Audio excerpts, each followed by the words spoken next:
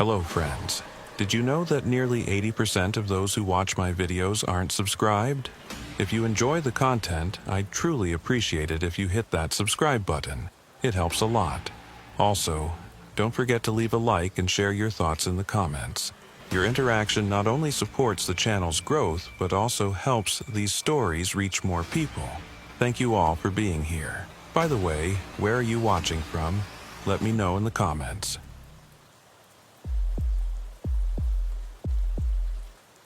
Night shift always comes with its own kind of silence. But this wasn't just quiet. The desert has a way of swallowing sound, wrapping everything in a thick blanket of nothing, like the world forgot how to breathe. I'm Declan Begay. Been with the Navajo Nation Tribal Police for 12 years now. I know these lands. Every canyon, every dust road, every rock formation. During the day, this place bakes under a sun that could fry an egg on your patrol car hood. At night, though, the cold creeps into your bones and doesn't let go.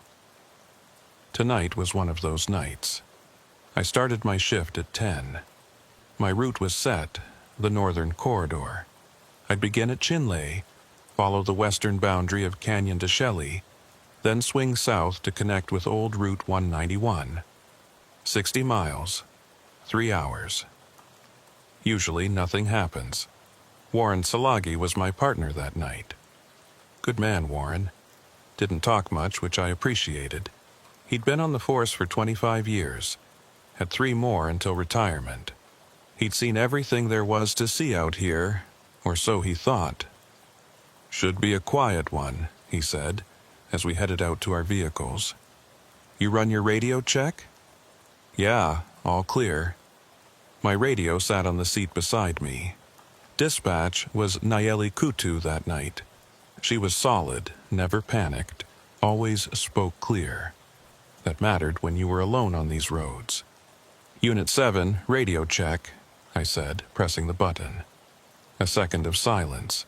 Then Nayeli's voice came through, clean and steady. Unit 7, copy, clear channel. Stay safe out there, Declan. Copy that.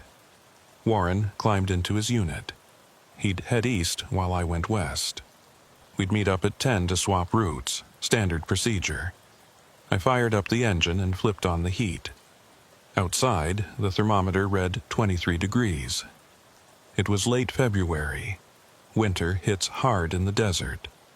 I pulled out onto the road. The first half hour was uneventful. The road stretched out empty ahead of me, my headlights cutting through the darkness. Scrub brush and rocks lined both sides. In the distance, the mesas rose up like dark giants against the star-filled sky. The stars out here are something else. So bright they almost hurt to look at. The radio stayed quiet. Sometimes that's how night shifts go. Hours pass without a single call. When I reached the western boundary of Canyon de Chelly, I slowed down. This section was narrow, with rock walls rising up on both sides. My headlights bounced off the stone, creating shadows that seemed to move. The cold got worse. I cranked the heat all the way up. That's when I saw it. A vehicle sat in the middle of the road, headlights on. At first, I didn't react. This happens sometimes. Car breaks down, driver waits for help, but something felt wrong. The headlights were too steady, too bright. No flickering, no dimming, just solid beams cutting through the dark. I slowed to a stop about 50 feet back, reached for my flashlight, grabbed the radio. Dispatch, Unit 7. A second of silence. Then Nayeli's voice came back, but this time it sounded different, distorted. Unit 7, copy. The words stretched out like a recording played at the wrong speed. I frowned, pressed the button again. Dispatch, I've got a vehicle stopped on Canyon Road, mile marker 42. Running a check now. More silence. Then that same stretched out voice. Copy, 42. I looked at the radio. The signal light was green, showing full bars. But something wasn't right about that voice. I shook it off. Sometimes the canyons played hell with radio signals. I grabbed my flashlight and stepped out of the unit. The cold hit me like a wall. My breath came out in white clouds. I could hear my boots crunching on the gravel as I approached the vehicle. It was a dark blue pickup truck, maybe 10 years old. Arizona plates. The engine wasn't running, I could tell that much. But those headlights stayed bright and steady. I moved closer, keeping my right hand near my service weapon. You learn to be cautious out here. People get strange when they're alone in the desert at night. "Tribal police," I called out. "Need you to step out of the vehicle." No response. No movement inside the cab. I came up on the driver's side, angling my flashlight through the window. The cab was empty. Driver's seat, passenger seat, both vacant. Keys hung in the ignition, but the engine was off. Those headlights shouldn't have been on. I tried the door handle. Unlocked, the door swung open with a metallic creak that seemed too loud in the silence. That's when I noticed the smell. Damp earth. Like rain on dry soil, except it hadn't rained in 3 weeks. The scent was strong, coming from inside the truck. I swept my flashlight across the interior. Nothing unusual at first. No bags, no personal items. The seats were old, cracked leather. Then my light caught something on the floor. Footprints. Wet footprints. On both the driver's side and passenger's side floors. But not normal footprints. These were covered in fine red sand, the kind you find deep in the desert.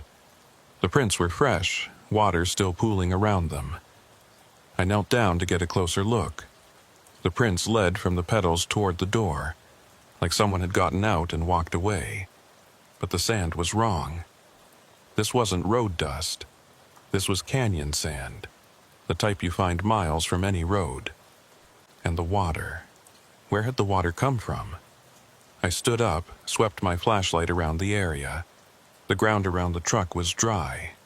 No puddles, no moisture, just hard-packed dirt and gravel. "Dispatch, Unit 7, I said into my shoulder radio. That same distorted voice came back. "Unit 7? The words seemed to echo, like they were bouncing off canyon walls that weren't there. "I need a registration check on Arizona plate." I read off the numbers from the rear plate. Silence. Then that voice again, but this time the words were wrong. "Unit 7, come back." Come back? That wasn't dispatcher protocol. I pressed the button again. "Dispatch, say again." "Come back, Declan." My name. She'd used my name. But the way she said it, stretched out and hollow, made my skin crawl. That wasn't Nayeli. That wasn't anyone. I looked at the radio on my shoulder. The light was green, showing a strong signal. But the voice coming through wasn't right. I turned back to the truck. Those wet footprints gleamed in my flashlight beam. The water hadn't evaporated. It should have, in this cold, dry air. But it sat there, pooling on the floor mats. I made a decision. I'd call Warren on his cell, bypass dispatch entirely. I reached for my phone. Dead. The battery icon showed full charge, but the screen wouldn't respond to my touch. I tried powering it off and on. Nothing. The headlights of the abandoned truck flickered once. Just once. Then they went out completely. Darkness swallowed everything. My flashlight seemed dimmer now, the beam barely cutting through the black. I could hear my own breathing, harsh and loud in my ears.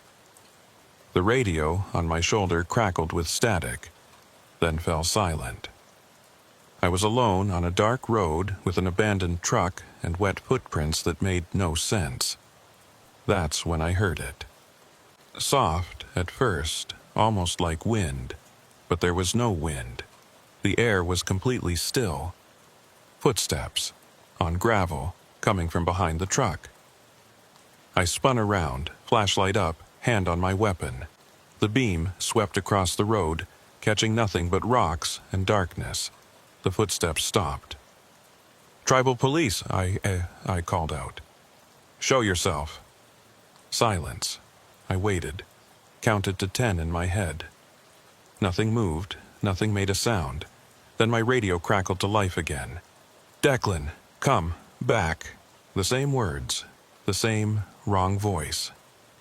I looked down at the radio. The green light pulsed in time with the words, like a heartbeat. I made another decision. I was getting in my unit and calling this in from somewhere with better reception. Whatever was happening here, I needed backup. I backed away from the truck, keeping my flashlight sweeping the area. Those wet footprints were still visible through the open door. Still fresh, still impossible. I reached my unit and climbed in, slamming the door behind me. Locked it. Hit the button to fire up the engine. Nothing happened. I tried again. The engine turned over but wouldn't catch. I could smell gasoline, like it was flooded. But I hadn't done anything to flood it. The radio mounted on my dashboard crackled to life. "Unit 7. Why did you leave?" I stared at the radio. This wasn't right. None of this was right. I grabbed my flashlight again, checking the mirrors. The abandoned truck sat behind me, its headlights still dark. The road ahead was empty. Then I saw them in my rearview mirror. Footprints. Wet footprints with red sand. Leading from the abandoned truck to my unit. Coming right up to my driver's side door. But I hadn't seen anyone. I'd been watching. There was no one out there. I looked down. Water was seeping under my door, pooling on the floor mat. Red sand mixed with it, spreading across the rubber. The radio spoke again, but this time the voice was clear. Too clear. "You shouldn't have stopped, Declan." That was Nayeli's voice. Really, her voice. No distortion, no stretching, just her normal tone. But she hadn't said those words. She wouldn't say those words. I tried the engine again. This time it caught, roaring to life. I slammed it into gear and hit the gas. The unit lurched forward, tires spinning on the gravel. I didn't look back. Didn't want to see if anything was behind me. I just drove, pushing the unit as fast as I dared on that narrow road. The radio stayed silent. My phone was still dead. The heater blasted, but I couldn't get warm. After 5 miles, I finally slowed down, pulled over at a wider section of road. Sat there with the engine running, trying to make sense of what I'd seen. Wet footprints in a dry desert. A voice that wasn't a voice. Water and sand where there shouldn't be any. I looked at my floor mat. It was dry. No water. No sand. Just the usual desert dust. But I could still smell it. That damp earth smell. It filled the cab of my unit, thick and heavy. I grabbed my phone. It powered on normally now, showing full battery and signal. I called Warren. He picked up on the second ring. "Yeah?" "Warren, it's Declan. You anywhere near Canyon Road?" "Negative. I'm out past many farms." "Why?" "I need you to run a plate for me." "Dispatch is—" I paused. How did I explain it? "Having technical difficulties." "Sure, give me the number." I read off the plate from the abandoned truck. Heard Warren typing on his in-car computer. "Okay, coming up now. Registered to— Hold on, that's weird." "What?" "This plate comes back to a vehicle that was reported abandoned 3 months ago.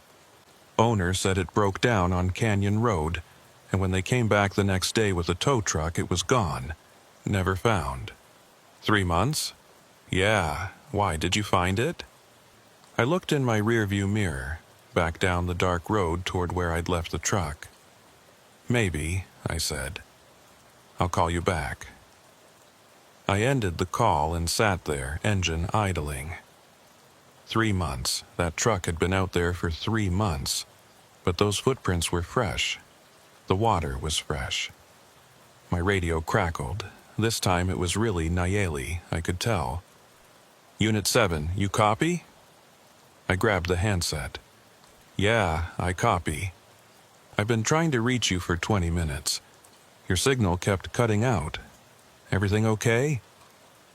20 minutes. It had felt like 5 at most. "Yeah, I'm good. Just some radio interference in the canyon." "Copy that. Let me know if you need anything." "Will do." I put the unit in gear and continued my patrol, but I kept checking my mirrors, watching for headlights behind me that shouldn't be there, watching for wet footprints that made no sense. The rest of the night passed without incident. I finished my route, met up with Warren at the designated spot, and headed back to the station at dawn. But I couldn't shake that smell. Damp earth and red sand. It stayed with me. Faint, but present, even after I got home and showered and changed clothes. That was 3 weeks ago. The truck was never found again. I went back the next day with Warren in daylight. The spot where it had been sitting was empty. No tire tracks. No signs that anything had been there at all. Warren thinks I imagined it, or maybe saw a mirage. He doesn't say it, but I can tell. Nayeli believes me, though. She said the radio did act strange that night, that my signal kept dropping out and coming back with weird interference. But there's something she doesn't know, something I haven't told anyone. Last night, I was at home watching TV when my personal cell phone rang. Unknown number. I answered it. Silence on the other end. Then that smell, damp earth and red sand, filled my living room. And through the phone, so faint I almost missed it, I heard footsteps on gravel. Then a voice, distorted and stretched out. "Why did you leave?" I hung up, blocked the number. But I know it doesn't matter.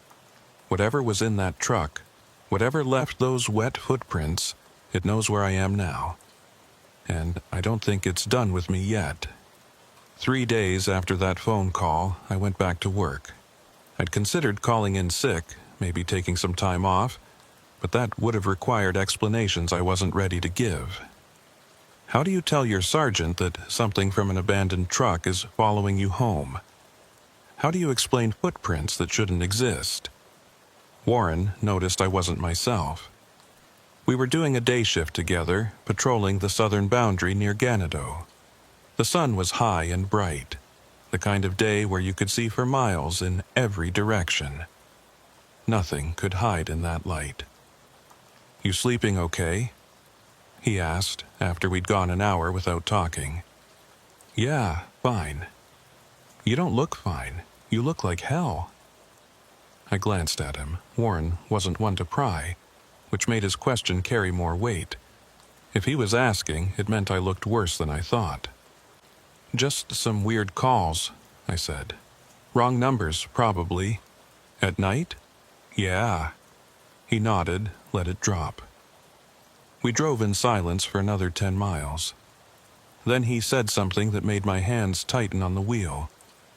"I heard about another truck." "What?" "Another abandoned vehicle. Found yesterday morning on Route 12, up near the Chuska Mountains. Same deal, engine off, headlights on, nobody inside." My mouth went dry. "Who found it?" "Couple of hikers. Called it in around dawn.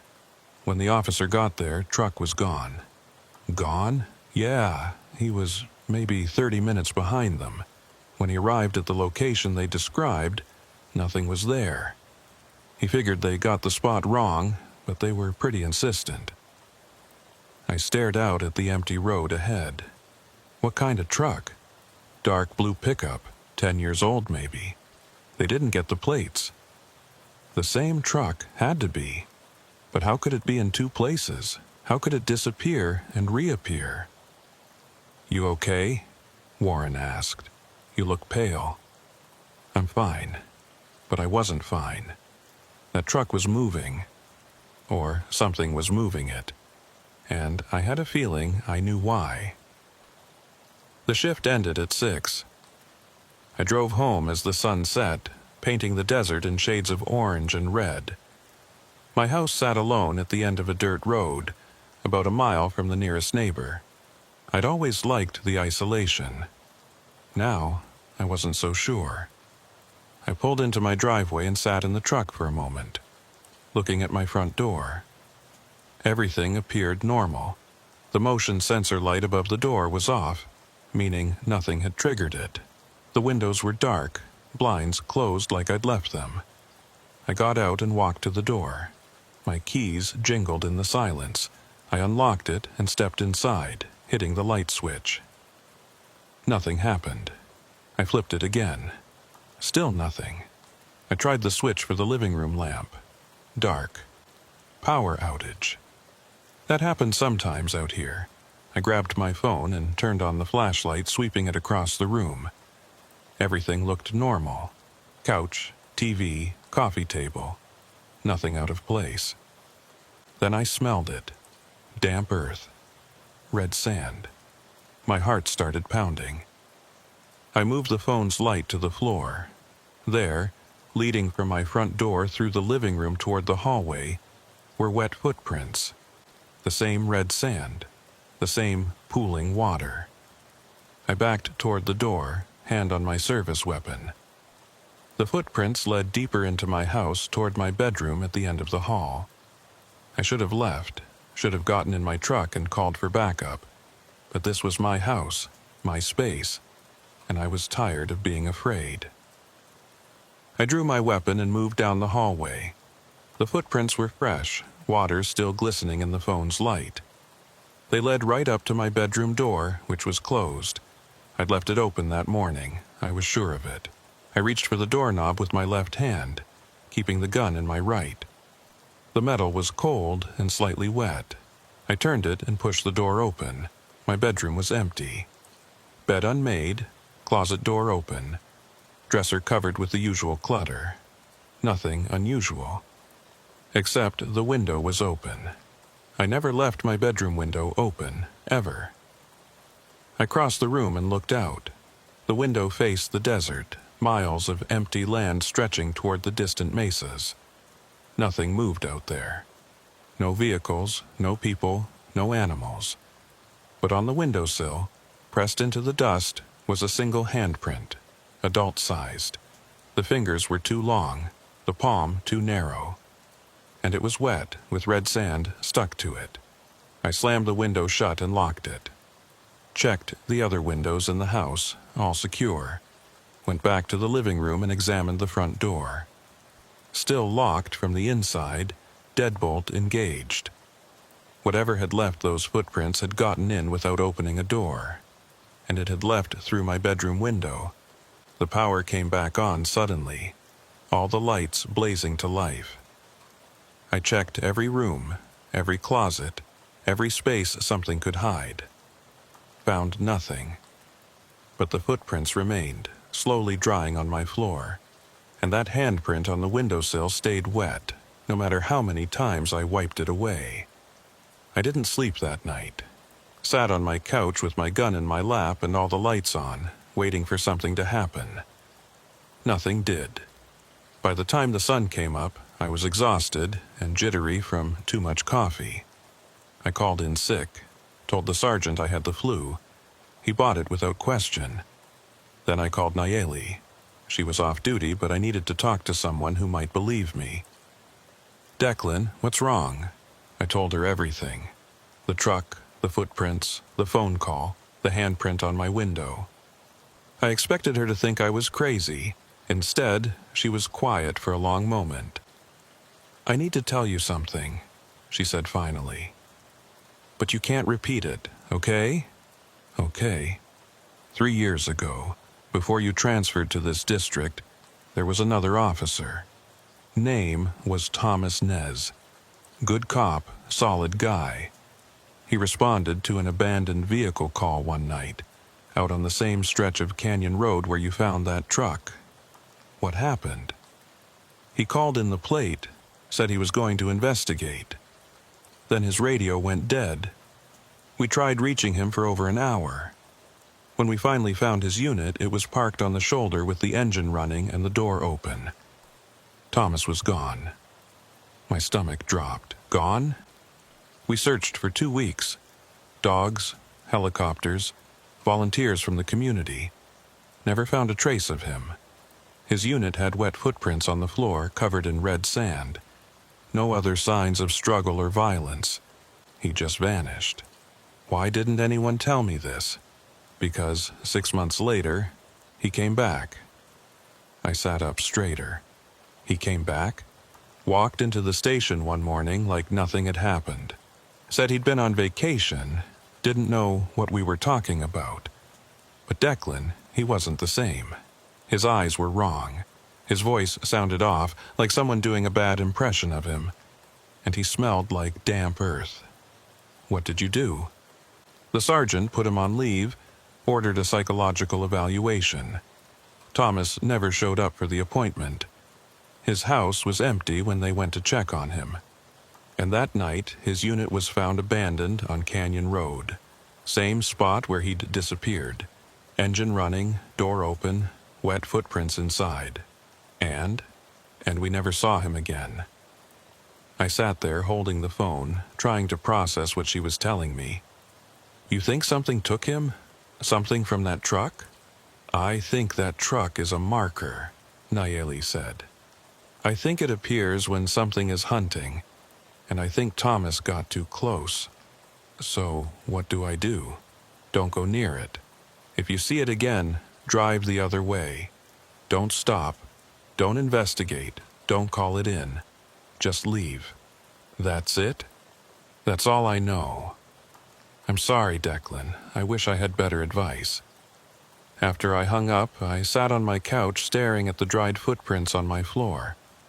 Thomas Nez had disappeared, had come back wrong, then had vanished again, and I had stopped at that truck, had opened the door, had seen the wet footprints and smelled that damp earth smell. Whatever took Thomas was now interested in me. My phone rang. Unknown number again. I answered it without thinking. Silence, then footsteps on gravel, and that voice, stretched out and hollow. Come, back, Declan. Who are you? I asked. What do you want? The footsteps stopped. For a moment, there was only silence. Then the voice came back, clearer this time. You opened the door. What door? You opened the door, now you have to come back. Back where? But the line went dead. I looked at my call history. The number showed up as a string of zeros. Impossible. You can't call from a number that doesn't exist. I grabbed my keys and headed out. I didn't know where I was going. Just knew I couldn't stay in my house. Couldn't sit there waiting for wet footprints to appear again.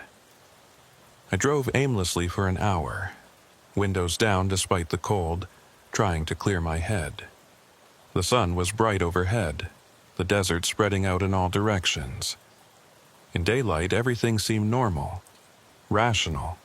The idea that something was hunting me felt ridiculous. Then I saw it. The dark blue truck, parked on the shoulder of Route 12, right where Warren had said the hikers reported it. Headlights on, engine off, nobody inside. I slowed down without meaning to, my foot easing off the gas.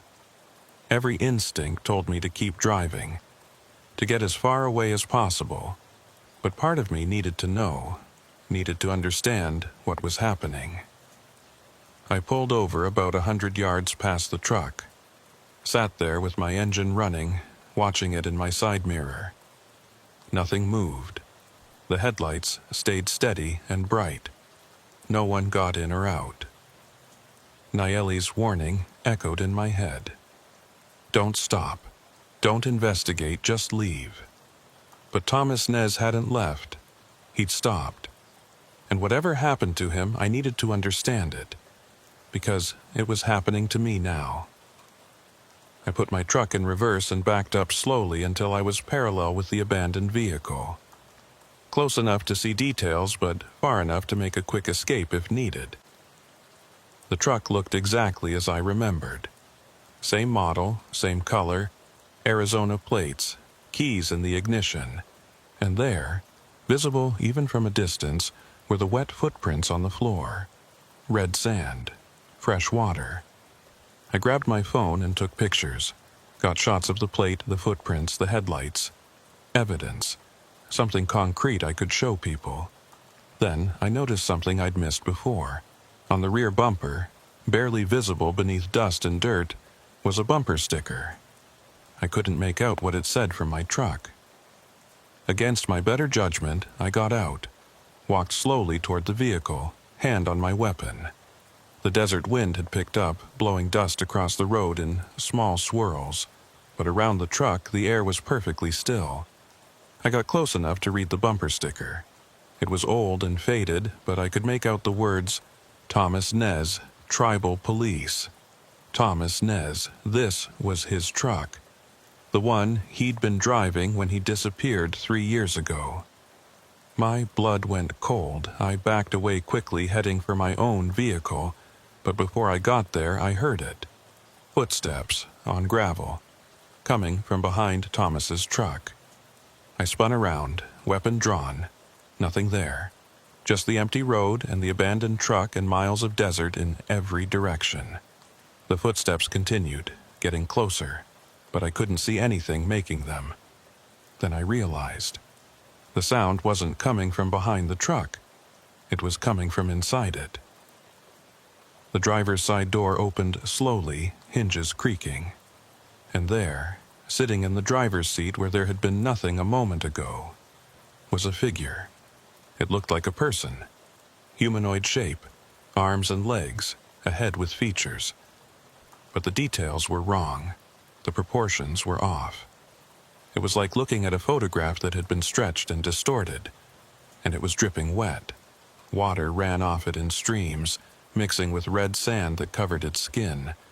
The thing turned its head toward me. Where eyes should have been, there were just dark hollows. Where a mouth should have been, there was a gap that didn't move when it spoke. You opened the door, Declan. The voice came from everywhere and nowhere. From the air itself. You saw inside. Now you have to come back. I'm not going anywhere with you, I said, trying to keep my voice steady. The thing that wasn't quite human tilted its head. Water dripped from its face, pooling on the truck's floor. You will, it said.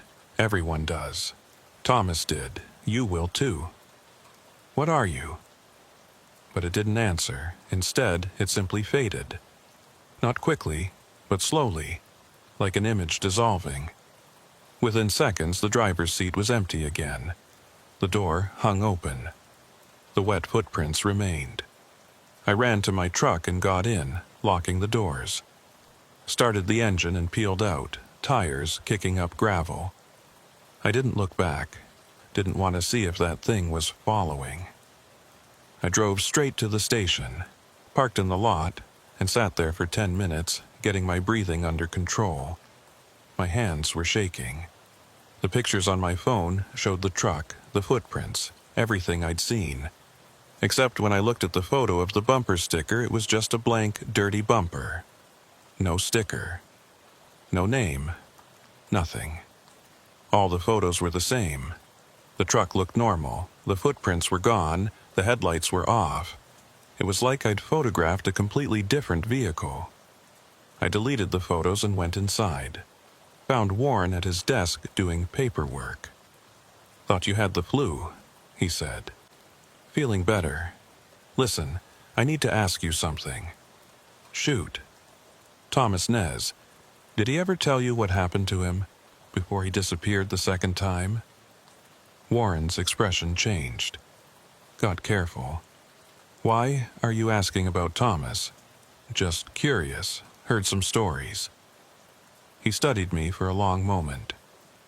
Thomas came back different. That's all I can tell you. Whatever he saw out there, it broke something in him. He wasn't the same person anymore. Different how? He couldn't stop talking about the truck. Said it was waiting for him. Said he could hear it calling at night. We thought he was having a breakdown. Warren paused. Then one night, he told me something strange. Said he'd opened a door he shouldn't have, and now the door wouldn't close. I felt sick. What door? He wouldn't say, just kept repeating it. I opened the door. I looked inside. Now it won't close. Then he disappeared. I thanked Warren and headed out. Got in my truck and drove home as the sun began to set. The whole way, I kept checking my mirrors, watching for headlights behind me. When I pulled into my driveway, I sat there for a moment, looking at my house. The motion sensor light clicked on. Normal. Everything looked normal. But I knew what I'd find inside. I unlocked the door and stepped in, turned on the lights. Wet footprints covered my floor, leading from every entrance, from the door, from the windows, from places where there shouldn't be any way in. All of them ending in the middle of my living room, where they formed a circle. And in the center of that circle, written in wet red sand, were 4 words. "Come back, Declan. Come home." I stood there, staring at the words as water dripped from the ceiling, even though there was nothing above but empty attic space. The thing from the truck was in my house, and it wasn't leaving. Worse than that, I understood now what Thomas had meant. I'd opened the door, I'd looked inside that truck, and in doing so, I'd let something see me. Something that wouldn't stop until I came back. The question was, where exactly did it want me to go? And what had happened to Thomas Nez when he finally gave in and went there? I had a feeling I was about to find out. I spent that night in my truck in the station parking lot. Couldn't go back to the house, not with those footprints covering every surface. Called the sergeant first thing in the morning and told him I had a water leak. Needed a couple days to deal with it. He approved without questions. Warren found me around 8 a.m. sitting in my truck with a cold cup of coffee. "You look terrible," he said. "Thanks. No, I mean it. You look like you haven't slept in days. What's going on?" I wanted to tell him. Wanted to lay it all out, every impossible thing I'd seen. But how do you explain wet footprints that appear from nowhere? How do you describe something that looks human but isn't? "Just the water leak," I said. "It's worse than I thought." He didn't believe me. I could see it in his face, but Warren was good about respecting boundaries. "Listen," he said. "I'm going off duty in an hour. Why don't you come crash at my place? Get some real sleep. My wife makes great breakfast." I almost said yes. Almost accepted the kindness of a friend. But then I thought about those wet footprints appearing in my house. Thought about that thing sitting in Thomas's truck. What if it followed me to Warren's place? What if I brought this nightmare to his family? I appreciate it, but I'm good. Just need to get the leak fixed. He nodded slowly. "Okay. But Declan, if you need help, real help, you know where to find me." After he left, I sat there trying to figure out my next move. I couldn't keep avoiding my house forever. Couldn't live in my truck. And that thing, whatever it was, clearly wasn't going to stop. I needed answers. Needed to understand what I was dealing with. I drove to the local library, a small building in Chinley that served the whole region. The librarian, an older woman named Mrs. Dennison, had been there for 30 years. If anyone would know about strange occurrences in the area, it would be her. "Declan Begay," she said when I walked in. "Don't see you in here often." "Morning, Mrs. Dennison. I'm looking for some information." "About?" "Abandoned vehicles. Specifically, vehicles found on canyon roads with nobody in them." Her smile faded slightly. "That's an odd thing to be researching." "It's for a case. Historical context." She studied me for a moment, then nodded. "Follow me." She led me to a back room filled with filing cabinets. Old newspaper clippings, reports, records that hadn't been digitized yet. She pulled out a drawer labeled Unexplained Events, 1970 to 2000. "Take your time," she said. "I'll be at the front desk if you need anything." I spent the next 3 hours going through the files, and what I found made my blood run cold. The abandoned vehicles went back decades, The first report I found was from 1974. A truck found on Canyon Road, headlights on, nobody inside. The officer who responded, James Whitewater, filed a standard report. Nothing unusual, assumed the driver wandered off. 6 months later, James Whitewater disappeared while on duty. His unit was found on Canyon Road, engine running, door open. He was never seen again. Another report from 1983. Officer Sarah Keems responded to an abandoned vehicle. Filed her report. 3 months later, vanished without a trace. Officer David So, Officer Raymond Benally, Officer Jennifer Yazzie, and then 2021, Thomas Nez. Every 10 to 15 years, an abandoned vehicle appeared on Canyon Road. Every time, an officer responded. Every time, that officer eventually disappeared. Some took months, some took years, but they all vanished eventually. And I had just joined that list. I photocopied every report and took them back to my truck, spread them out on the passenger seat and tried to find a pattern. Something that might explain what was happening.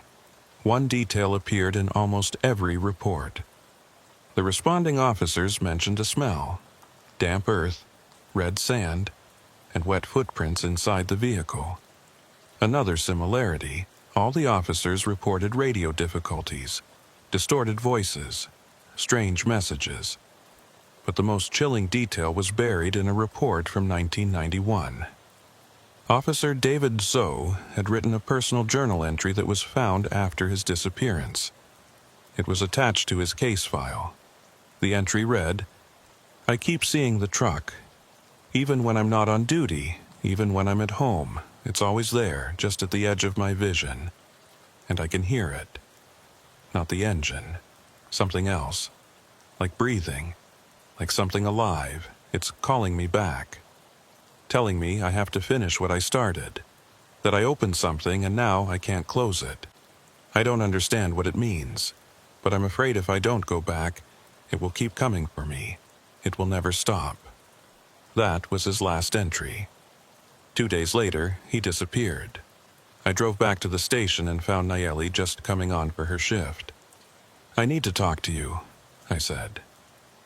We went to a conference room and I spread out all the photocopies, told her everything I'd found. She listened without interrupting, her face growing more concerned with every word. When I finished, she was quiet for a long moment. "So you're saying this has been happening for 50 years? At least, maybe longer. The records only go back so far. And everyone who responds to that truck eventually disappears. Everyone except Thomas, and he came back wrong." She picked up one of the reports, scanning it. "What do you think it is, the truck?" "I don't know. A trap, maybe. Or a door, like Thomas said. Something opens when you investigate it. And once it's open, it won't close until... Until what? Until you go back.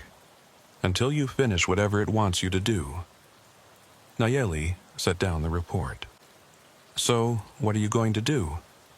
"I'm going back tonight, to Canyon Road. I need to find that truck and end this." "That's insane. Everyone who's done that has disappeared. Everyone who's done that was running away. They tried to avoid it, tried to hide. It didn't work.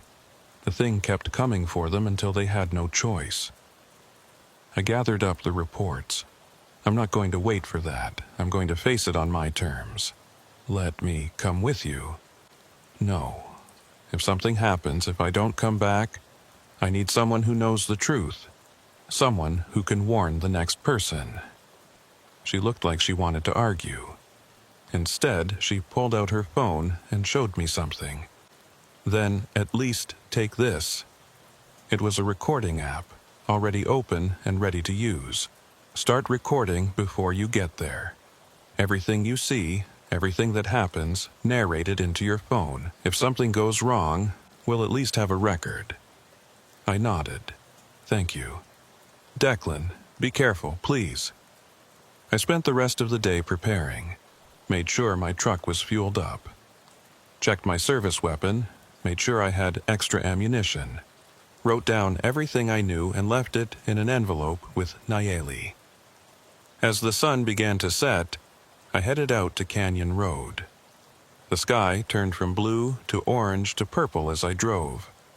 Stars started appearing, scattered across the darkening sky. I turned on the recording app. This is Officer Declan Begay, badge number 741. It's February 28th, about 8 p.m. I'm heading to Canyon Road, mile marker 42, to investigate a series of disappearances related to an abandoned vehicle.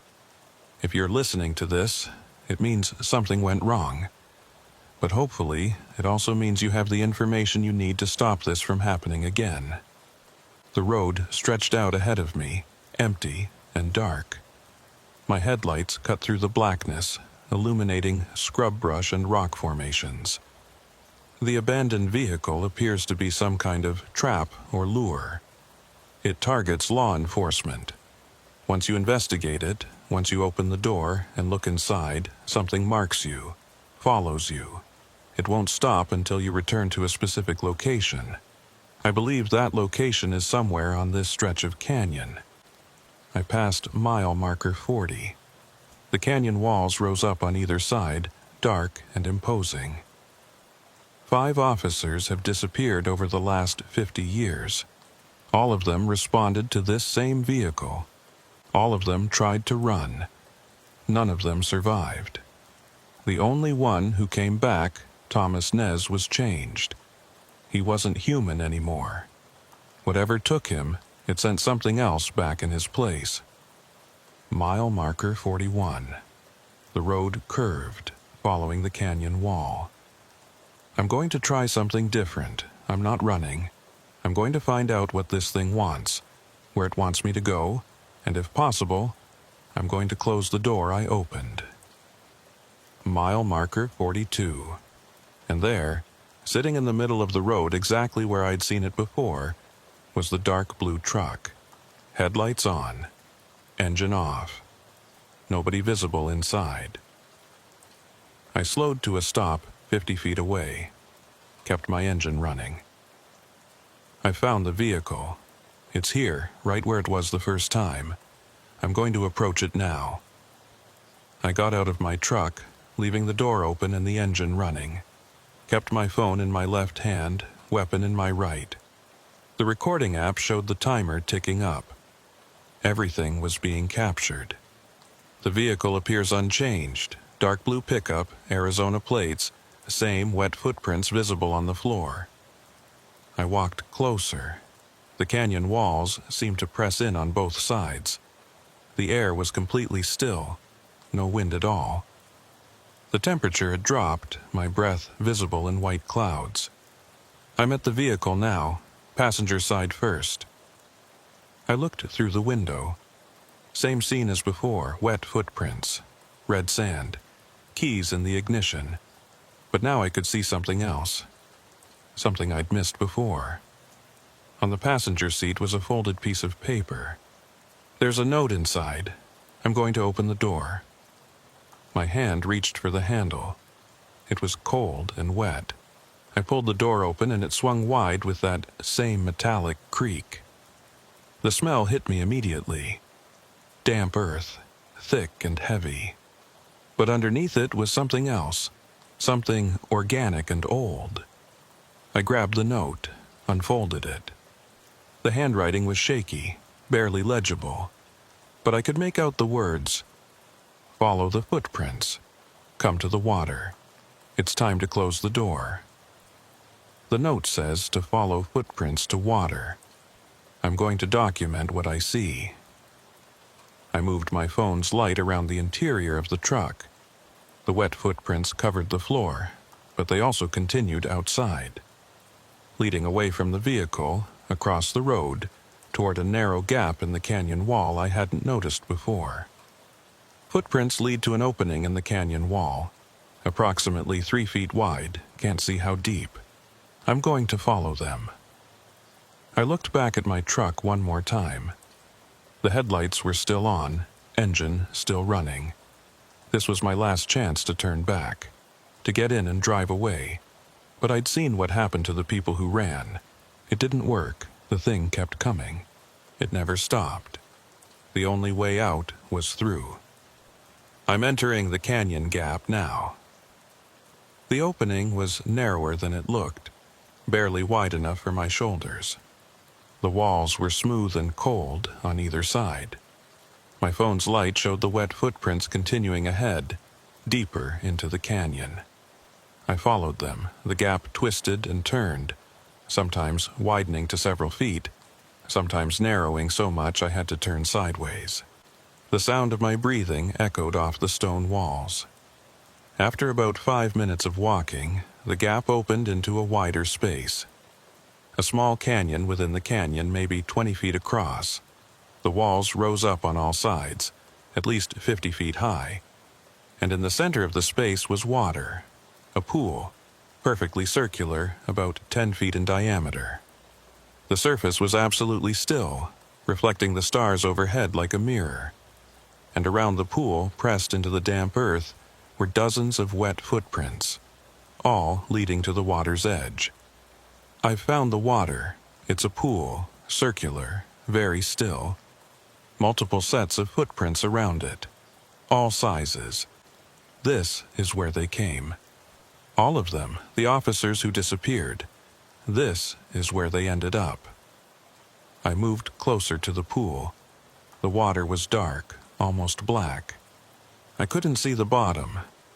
Then I noticed something at the edge, a shape partially submerged. I aimed my phone's light at it. It was a badge, tribal police badge, rusted and old, but still readable. There's a badge in the water. I can see the number, 412. That was James Whitewater's badge number. He disappeared in 1974. I looked around the pool. There, partially buried in the mud, was another badge, and another, and another. 6 in total. 6 officers who had come to this place and never left. All their badges are here. They all made it to this pool, but they never came back out. My phone, Spam's light, caught something else. On the far side of the pool, pressed into the canyon wall, was a handprint. The same impossibly long fingers, the same narrow palm I'd seen on my bedroom windowsill. And next to it, scratched into the stone, were words. Close the door. Enter the water. There's a message carved into the wall. It says, I have to enter the water. That's how I close the door. I stood there at the edge of the pool, understanding, finally, what this was. What the thing wanted. The truck was a lure. The footprints were a trail. And this pool was the destination. Everyone who responded to that abandoned vehicle eventually ended up here, and they all entered the water. But none of them came back. I thought about Thomas Nez, the only one who returned, except it wasn't really him. Something else had come back wearing his face. If I entered this water, would I disappear like the others, or would something come back wearing my face? I don't think I should go in. I think that's what it wants. I think this pool is how it takes people, how it replaces them. But even as I said the words, I could feel the pull. Something in the water, something old and patient, waiting. It had been waiting for decades, waiting for each officer in turn to arrive at this place, and now it was waiting for me. My phone buzzed. Unknown caller. I answered it. That voice clearer than ever before. You have to close the door, Declan. You opened it. You looked inside. Now the door won't close unless you finish what you started. What are you? We are what waits beneath. We are what the door keeps closed. But you opened it. Just a crack. Just enough. Now we can reach through. Unless you close it from our side. By entering the water, yes. And if I refuse, then the door stays open, And we keep reaching through, into your house, into your life, into everyone you know, until you have no choice. I looked at the pool, at the badges of 6 officers who had stood where I was standing now, who had made the same choice. What happened to them, to the others? They closed the door. They kept it shut. They're still here, still watching, still guarding, because the door must always have someone on our side, someone to keep it closed. I understood then. This was a trap, but not the kind I'd thought. It wasn't designed to kill, it was designed to recruit, to find guardians, people willing to give up everything to keep something worse from getting through. The officers who came here didn't disappear. They stayed. They became the guards at the door, and Thomas Nez had refused, had tried to leave. So something else came back instead. Something that wore his face but wasn't him. If I go in, I don't come back. No. But the door closes, and nothing else comes through. Your family is safe, your friends, everyone. For how long? Until the next officer opens it, 10 years, 15, 20, then someone else stands where you stand now, and makes the same choice. I looked at my phone. The recording was still running, capturing everything. This was my choice. Go into the water and disappear, become another guard at whatever door this thing represented.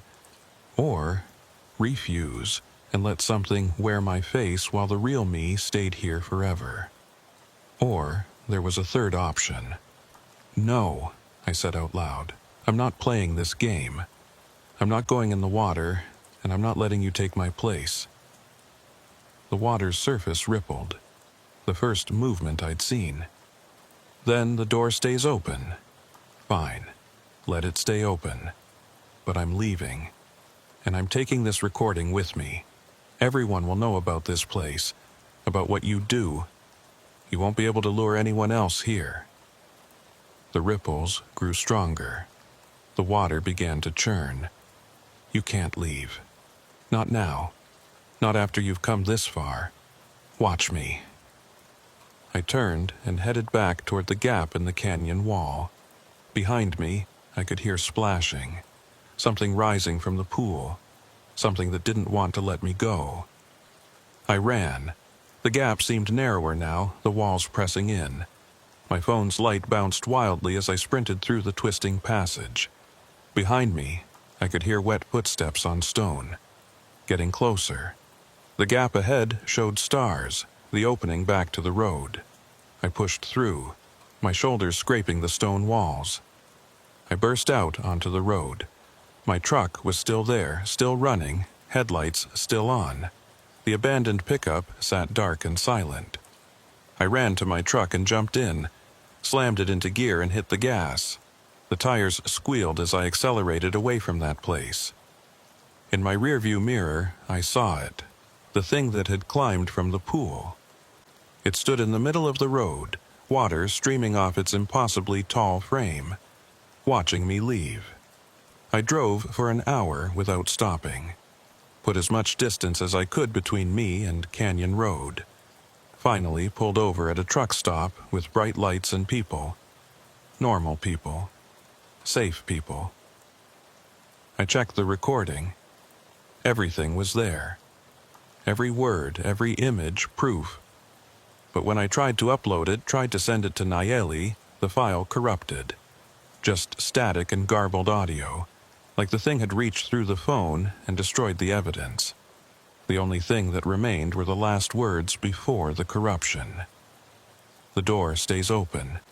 We'll be waiting, Declan. We'll always be waiting. That was 3 days ago. I'm back at work now. Told everyone I got the leak fixed, everything's fine. They believe me because what else would they think? But I know the truth. I opened the door. I saw what was on the other side, and I refused to close it. Now I see that truck everywhere. In my mirrors, in parking lots, at the end of my street, always just at the edge of my vision, always waiting. The wet footprints still appear in my house, the phone calls still come. That voice still whispers through the static. But I'm not going back to that pool. I'm not closing that door. Because I realized something while I was standing at the water's edge. The thing in the pool, it wasn't trying to protect us. It was trapped, and it wanted me to take its place as prison guard. Those officers didn't disappear. They're still there, still in that water, still suffering, still watching that door for something that might never come through. I won't join them. I won't be another guard. Even if it means that thing keeps hunting me, keeps following me, keeps trying to drag me back. At least I'm still me, still human, still free. But I wonder sometimes late at night when the footprints appear on my floor and that voice whispers through my phone, how long that will last. How long can I resist before I have no choice but to return to that pool? How long before the door I opened swallows me whole? I don't have an answer. All I know is that tonight I'll be on duty again, patrolling the same roads, watching for abandoned vehicles, and somewhere out there, on a dark stretch of canyon road, that blue pickup is waiting, headlights on, engine off, door open, ready for the next officer who makes the mistake of stopping to investigate. Ready for the next person to open the door. A week passed, then 2, then a month. I kept working, kept patrolling, kept pretending everything was normal. But the appearances continued. The truck showed up regularly now, always in my rearview mirror, always just out of reach. The wet footprints appeared daily in my house, and the phone calls came every night at exactly 3 a.m. Warren noticed I was deteriorating. So did Nayeli. But what could I tell them? That I was being hunted by something from beneath a hidden pool? That I'd refused to sacrifice myself and now it wouldn't leave me alone? They'd think I'd had a breakdown. Maybe I had. 2 months after my visit to the pool, I was on a routine day patrol when I saw her. A woman standing beside a dark blue pickup on the shoulder of Route 12. The same truck, but this time someone was there.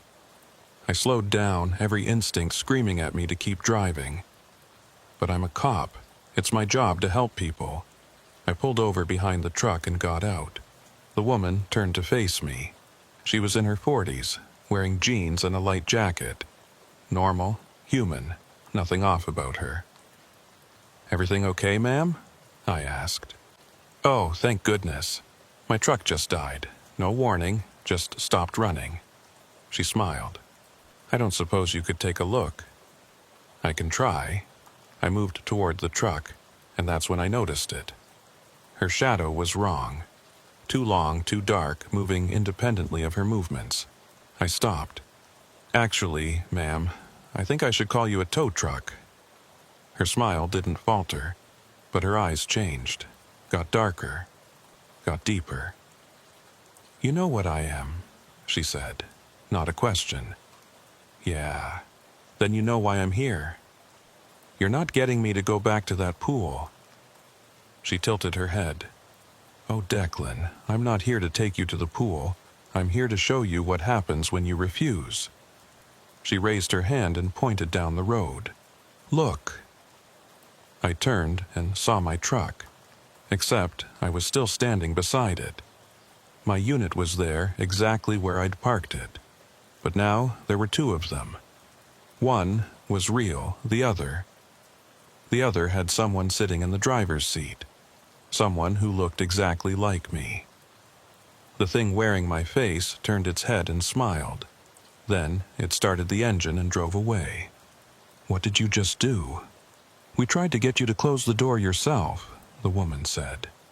"You refused, so we're closing it differently. That's you now, out there, living your life, doing your job. No one will know the difference. You can't. We already have. You'll stay here, in this moment, on this road, forever, until you finally decide to go to the pool and properly close the door. And in the meantime, something else will walk through your life. It will go to your home, it will work your shifts, it will talk to Warren and Nayeli, and slowly, gradually, it will bring others to the pool. Because that's what we do. That's what the door needs. Fresh guardians, new watchers. I felt my legs give out. I sat down hard on the roadside. How many? How many people are like me? Currently, 4. You're the newest. The others have been here longer, decades longer, still refusing to go to the pool, still hoping someone will rescue them. No one ever does. She knelt down beside me. Up close, I could see she wasn't quite right. Her skin had a waxy texture. Her eyes didn't blink. The offer still stands, Declan. Go to the pool. Enter the water. Close the door from the inside. Become a guardian. At least then you'll have purpose. At least then your sacrifice will mean something. And if I still refuse, then you stay here, watching your life be lived by something else. Watching it slowly corrupt everyone you love. Because that's what they do. The replacements. They don't stay human for long. Eventually, they start bringing people to the canyon. Start feeding the door.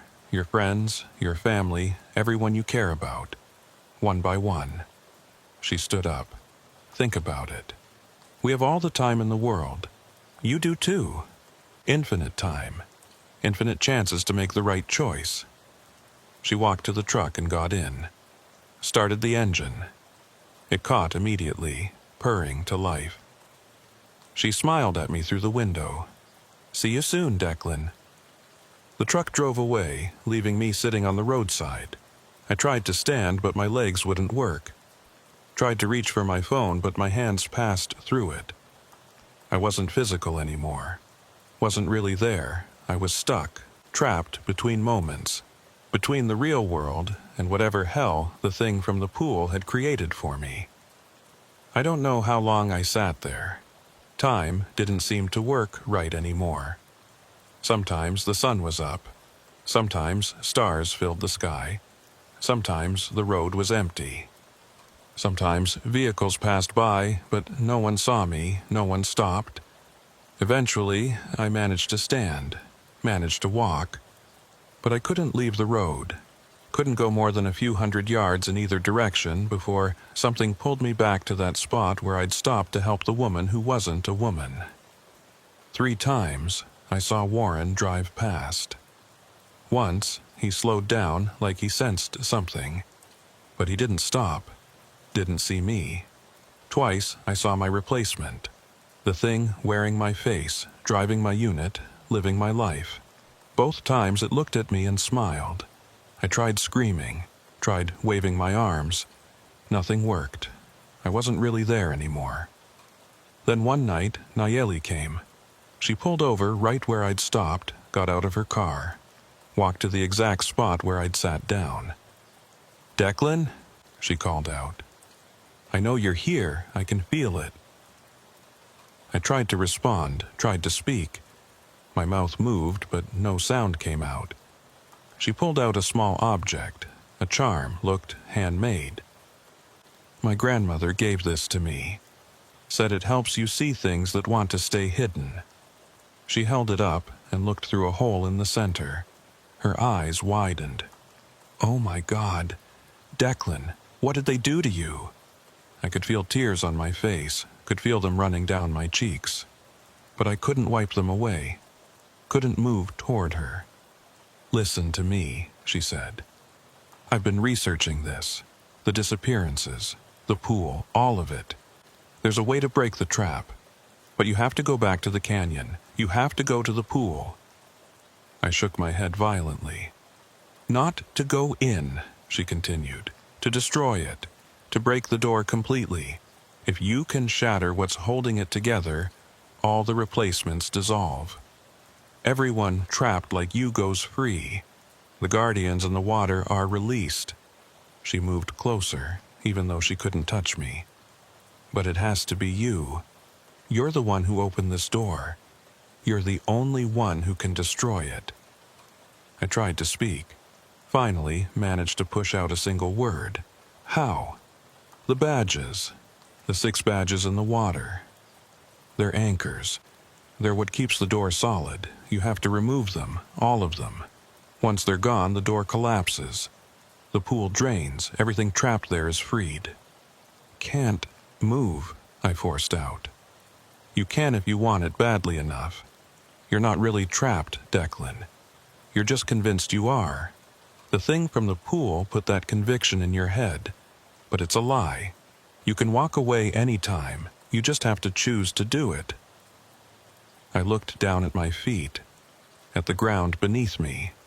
It looked solid. Looked real, but Nayeli was right, it wasn't. None of this was real. I took a step, then another. The pull was still there, trying to drag me back, but I pushed through it. "That's it," Nayeli said. "Keep going, I'll guide you. I'll help you find the canyon entrance." It took hours. Every step was agony, like walking through concrete. The thing from the pool was fighting me, trying to keep me trapped, but slowly, painfully, I made progress. Nayeli walked beside me the whole time, holding her grandmother's charm. She couldn't actually touch me or help physically, but just knowing she was there gave me strength. We reached the gap in the canyon wall just as the sun began to set. The opening looked smaller now, like it was trying to close itself. "It knows what you're planning," Nayeli said. "It's going to fight you, but you can do this. I believe in you." I looked at her one more time, then entered the gap. The passage fought me every inch. The walls pressed in, trying to crush me. The floor became slick, trying to make me fall. Strange whispers filled the air, speaking in voices of people I knew, trying to convince me to turn back. But I kept going. The space opened up into that same small canyon. The pool sat in the center, its surface perfectly still. And around it, standing in a circle, were the guardians. 6 figures, waterlogged and deteriorating but still human enough to recognize. James Whitewater, Sarah Keems, David So, Raymond Benally, Jennifer Yazzie, and Thomas Nez. They all turned to look at me. "Don't," Thomas said. His voice was hollow, echoing. "Don't destroy it. The door keeps something worse contained. If you break it, you'll release something that should never be free." "He's lying," came another voice. The woman who'd trapped me. She stood on the far side of the pool. "The guardians are just scared. Scared of being free. They've been here so long they don't know anything else." "Which one is telling the truth?" I asked. "Does it matter?" Thomas said. "You're already trapped, already gone. The only choice you have is to join us or be replaced forever. You can't win." But I noticed something. The guardians weren't standing in the water. They were standing around it. Like they were guarding the pool from the outside, not the inside. "You're not keeping something in," I said. "You're keeping something out." The woman's expression changed. Got angry. "The door works both ways," I continued. "It's not a prison, it's a gateway. And you're using the guardians to keep it open, not closed." Thomas nodded slowly. "Finally figured it out. Yes. We're not guards. We're anchors. We keep the door open so things from the other side can cross over. That's what the replacements are. Things that shouldn't be in our world." "Clever," the woman said. "Too clever. Now you'll have to join them sooner than we planned." She moved toward me, her form shifting, getting taller, less human, more like the thing I'd seen rise from the pool. But I was faster. I dove into the water. It was freezing cold, so cold it burned. I could barely see in the murky darkness, but I reached down, felt the bottom, started searching for the badges. Found one. James Whitewater's. Pulled it free from the mud. The moment I did, the water began to churn. I heard screaming, but whether it was from the guardians or the thing pretending to be a woman, I couldn't tell. I found another badge. Sarah Keems. Pulled it free. The pool started draining. Impossible. There was no outlet, nowhere for the water to go.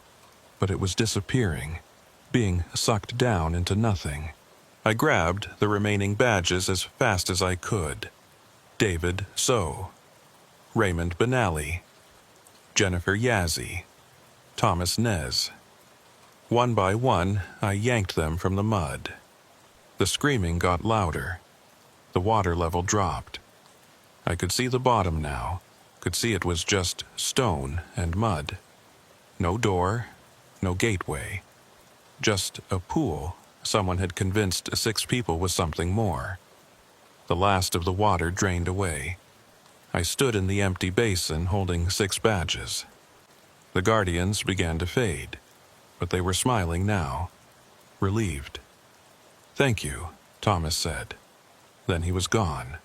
The thing that had been a woman screamed once more, then exploded into black mist that dissipated in the wind.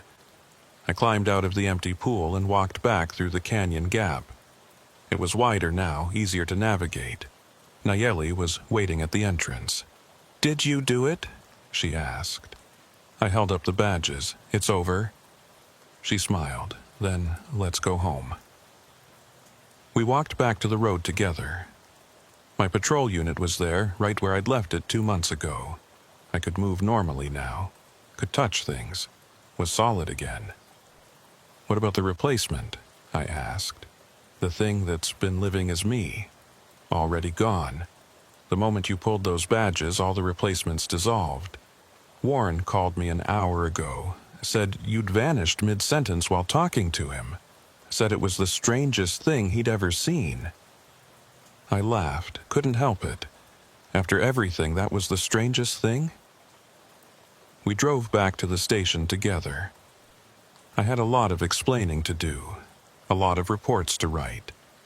But I was free, really free. The abandoned truck never appeared again. The wet footprints stopped, the phone calls ended.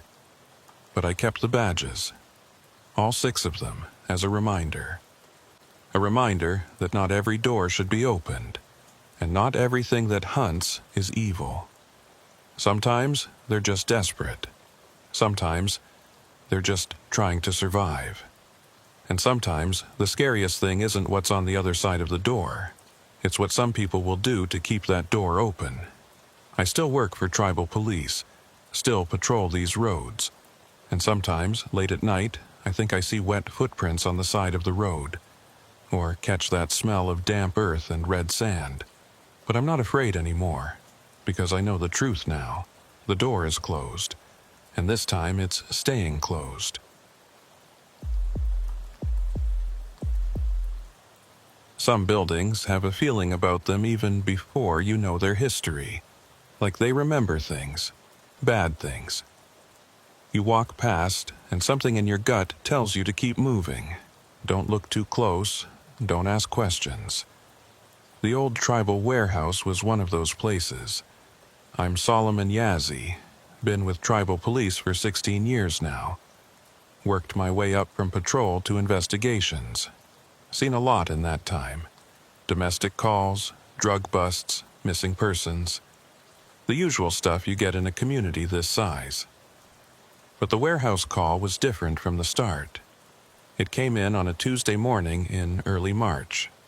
I was at my desk doing paperwork when dispatch patched through a call from Jonas Hashke. Jonas was a ranger with the Division of Natural Resources. Good guy, knew the backcountry better than anyone. "Solomon, got something weird out here. Thought you should know about it." "What's up, Jonas?" "I'm out past Red Mesa, checking on some grazing permits. There's an old warehouse out here, been sealed up for years. Chain and padlock on the door. But I keep hearing something inside." "What kind of something?" "Chains, metal scraping on concrete, like someone's dragging something heavy." He paused. "Solomon, This building's been locked for at least 30 years. Nobody's supposed to be in there. I grabbed my keys. Stay there, I'm coming out. The drive took about 40 minutes.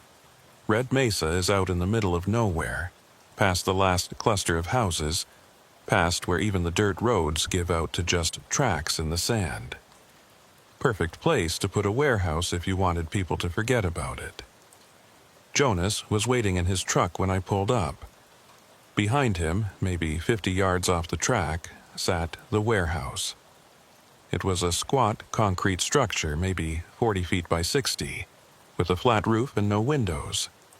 The kind of building that exists purely for function, nothing else. Gray walls stained by years of dust and wind. "Thanks for coming," Jonas said as I got out. "I know it sounds crazy, but I swear I heard something. How long have you been here?" "About an hour. The noise stopped maybe 20 minutes ago." We walked towards the building together. The ground around it was hard-packed dirt and scattered rocks, no tire tracks except Jonas's and mine. No footprints leading to or from the door. The door itself was solid steel, rusted around the edges but still intact. A heavy chain ran through the handle, secured with a padlock that looked newer than everything else. The lock was weathered but not ancient. "Someone's been maintaining this," I said, examining the padlock. "This isn't 30 years old." That's what I thought. But who and why? I pulled out my phone and called the tribal administration office. After 3 transfers and 10 minutes on hold, I got through to someone in property management. "Old warehouse past Red Mesa?" the woman said. "Let me check the records." I heard typing, then silence. "Ma'am?" "That's strange. According to this, that building was sealed in 1991, emergency health closure, but the file is restricted. I can see that it exists, but I can't open it." "Restricted how?" "Tribal council authority. I'd need permission from the chairman's office to access it." "Can you at least tell me who's been maintaining the lock?" More typing. "No maintenance records.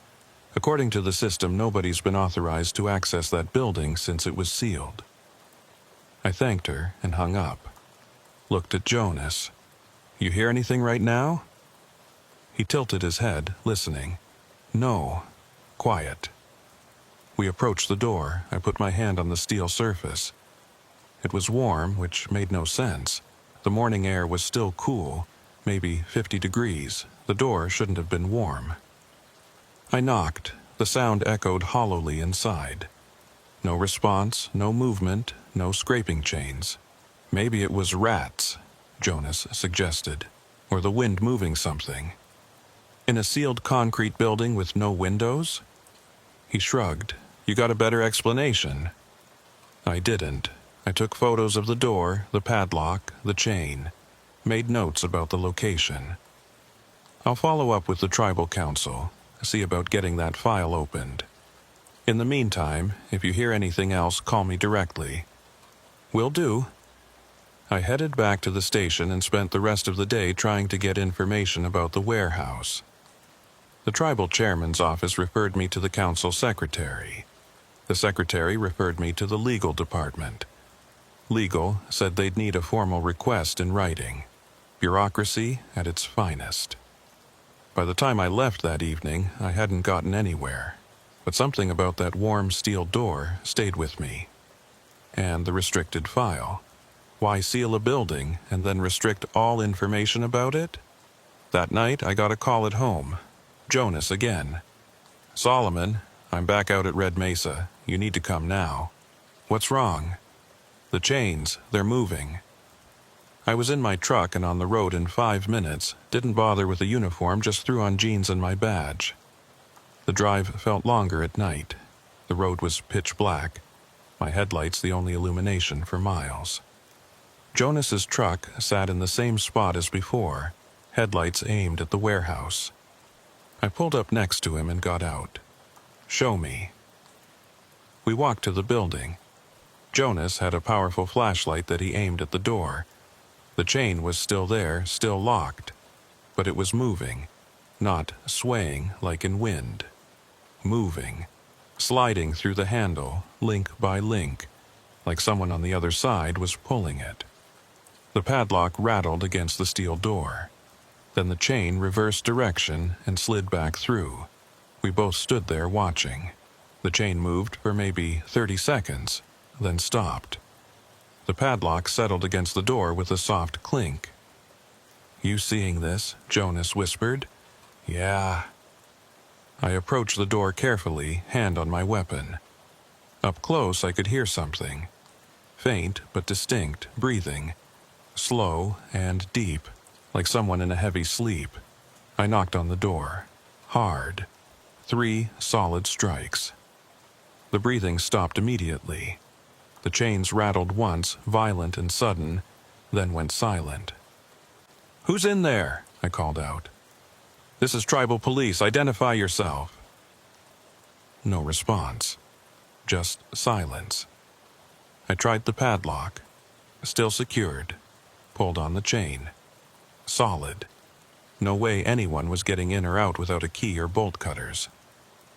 I walked around the building, checking for other entrances. Found none. The walls were solid concrete.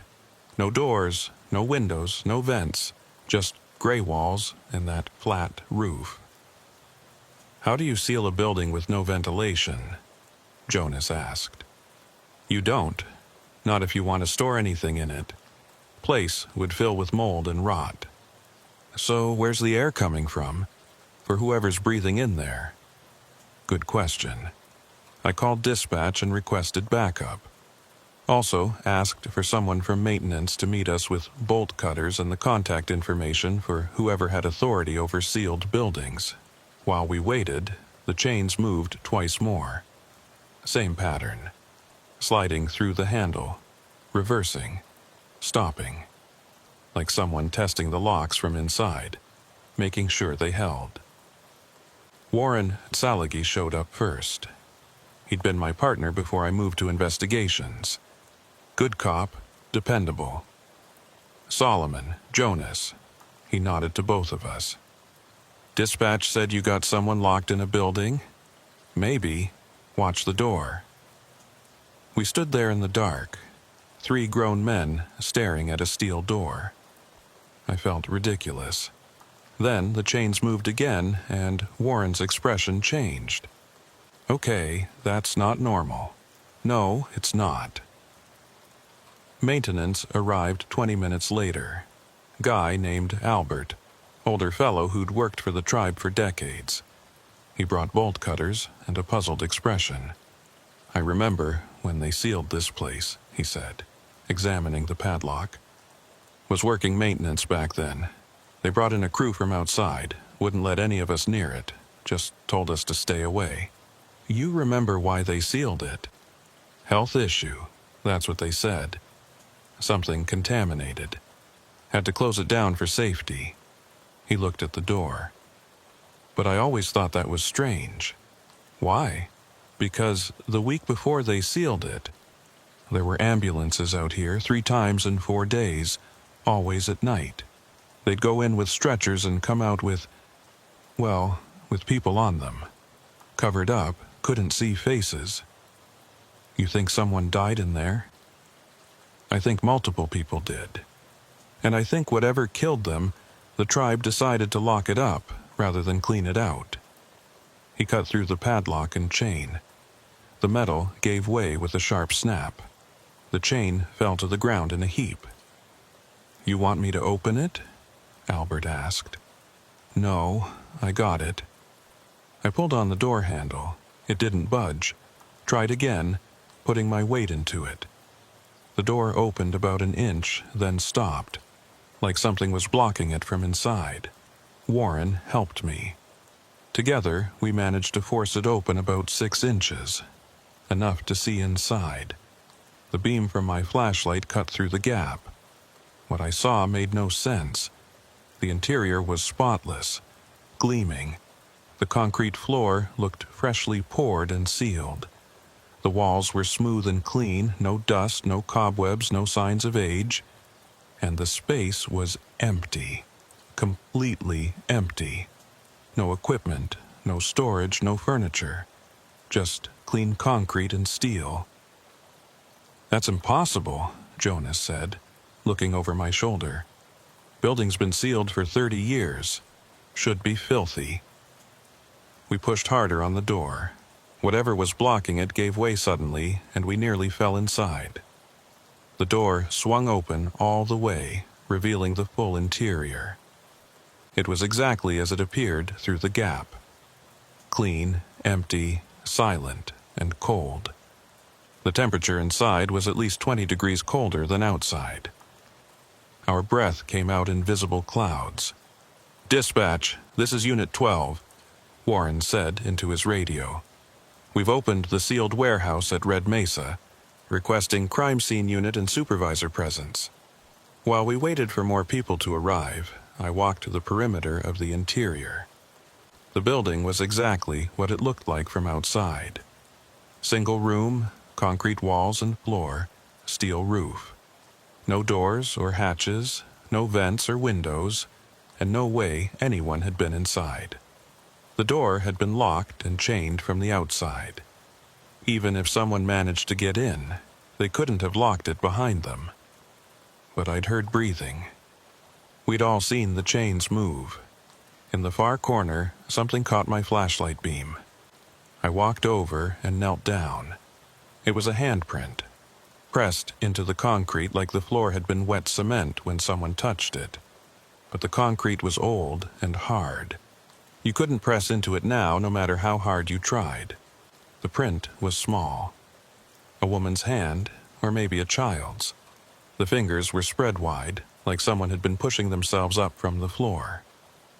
"Got something here," I called out. The others came over. Warren photographed the print while Jonas measured it. 7 inches from thumb to pinky, Jonas said. Adult woman, probably. I looked around the print for others, found 2 more. Both handprints, both pressed into solid concrete. Both positioned like someone had been crawling. The prints led toward the door, stopped about 10 feet away. After that, nothing. Just clean floor. "Where'd she go?" Warren asked. I didn't have an answer. The crime scene unit arrived an hour later, along with Sergeant Rita Hosteen. Rita had been with the department for 25 years. If anyone would know what to do with this situation, it was her. She walked through the building slowly, taking in every detail, examined the handprints, studied the walls and ceiling. Finally, she turned to me. "Solomon, you said you heard breathing?" "Yes, ma'am, and the chains were moving on their own." "Show me exactly where you heard the breathing." I led her to the door, pointed to where I'd been standing. She put her ear against the steel and listened. After a moment, her expression changed. She stepped back quickly. "Everyone out, now." We didn't argue. Something in her voice made it clear this wasn't a request. Once we were outside, she pulled me aside, kept her voice low. "In 1991, this building was used for medical quarantine. 3 people died in there. The tribe sealed it rather than risk whatever killed them spreading. What was it? Disease? They never figured it out. The bodies were cremated immediately. The building was sealed. Everyone involved was told to keep quiet." She looked at the open door. But there were rumors. People said the 3 who died weren't sick when they went in. They were fine, healthy. But something in that building changed them. Changed them how? Made them into something else. Something that looked human but wasn't. She met my eyes. I didn't believe it at the time. "But Solomon, I just heard what you heard, that breathing. It's not human. The rhythm's wrong, too slow, too deep. So, what do we do?" "We seal it again, tonight, and we don't come back. But the handprints are 30 years old. Whatever made them is either gone or..." She trailed off. "Or it's still in there. Either way, we're not equipped to handle it. I wanted to argue, wanted to investigate properly. But Rita was right. Something about this building was deeply wrong. We sealed the door and put on a new chain and padlock. Triple-checked that it was secure. Then we all left. I didn't sleep that night, kept thinking about those handprints, about the breathing, about the way the chains had moved on their own. And I kept wondering if 3 people died in there 30 years ago and the building was immediately sealed. Who made those handprints? The next morning, I went back to the tribal administration office. This time, I wasn't asking permission. I used my badge to get past the secretary and walked straight into the chairman's office. "I need to see the file on the Red Mesa warehouse," I said. "Now." The chairman, an older man named Robert Nez, looked up from his desk. He didn't seem surprised to see me. "I was wondering when you'd come asking," he said. He pulled a folder from his desk drawer and slid it across. "This doesn't leave this office. You read it here, then you leave it here. Understood?" "Understood." I opened the folder. Inside was a medical report dated March 1991. It detailed an incident at the warehouse involving 3 tribal health workers. They'd been sent to investigate reports of contamination. When they didn't return after 6 hours, a search team was sent in.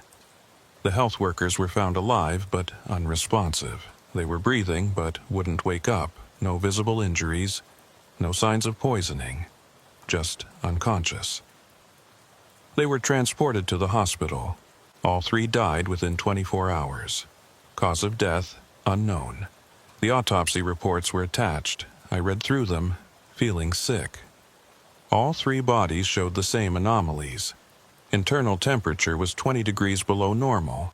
Blood had partially crystallized. Lungs were clear but showed frost damage, like they'd been frozen from the inside. But the building wasn't cold. The report specifically noted that the temperature inside was normal when the search team entered.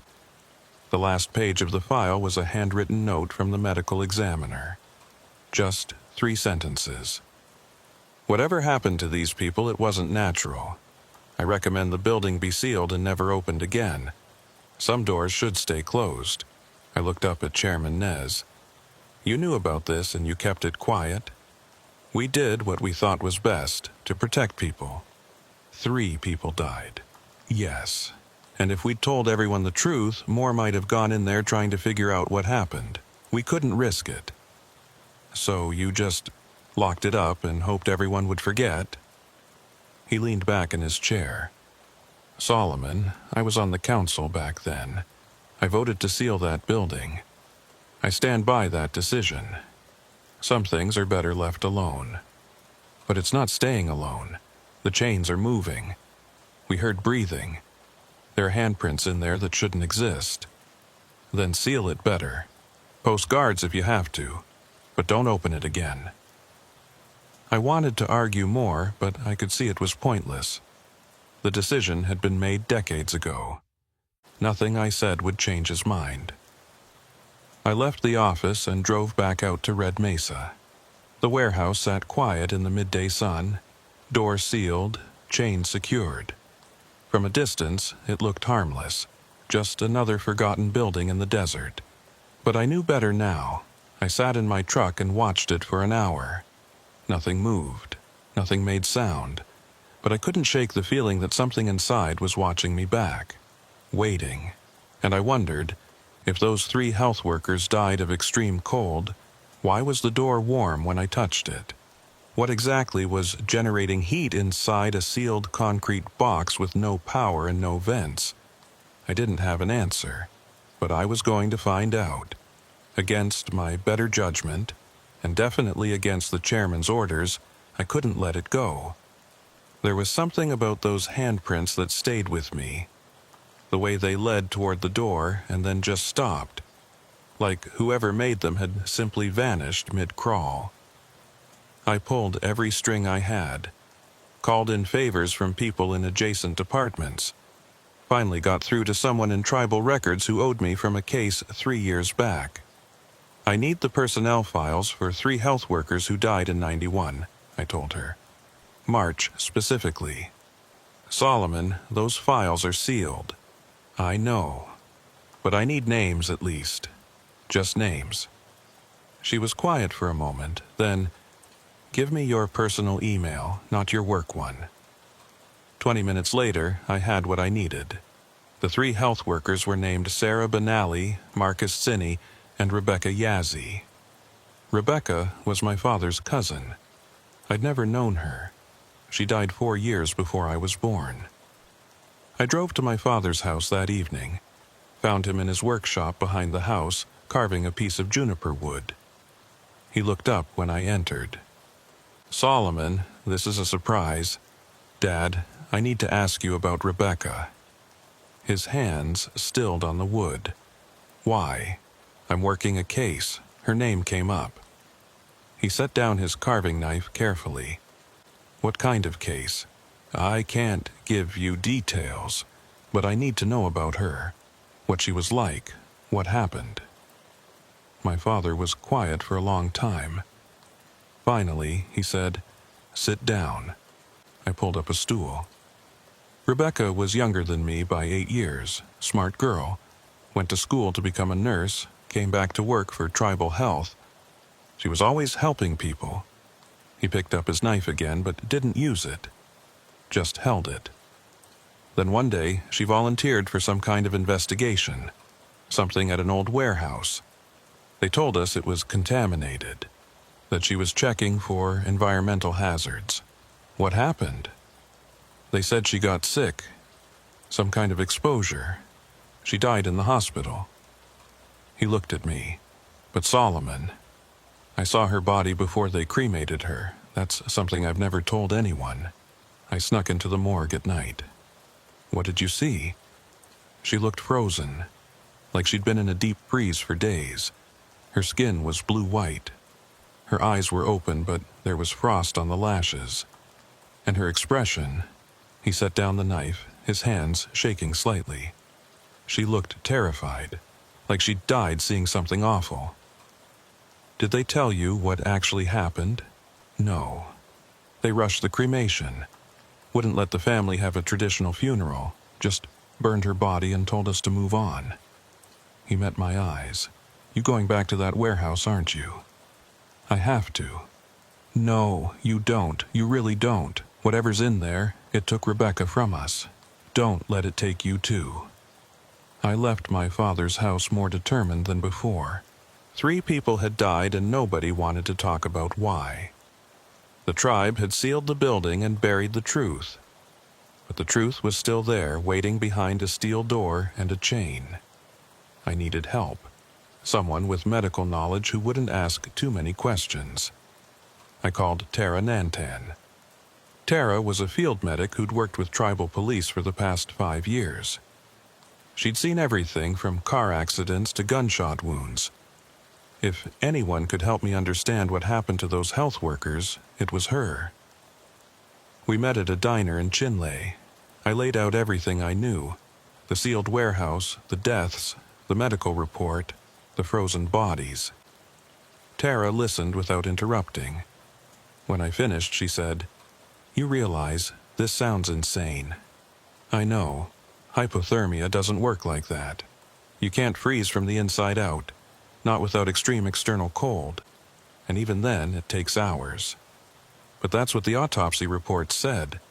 Frost damage to the lungs. Crystallized blood." She pulled out her phone and started typing. "Let me look something up." After a minute, she showed me the screen. There's a condition called paradoxical undressing.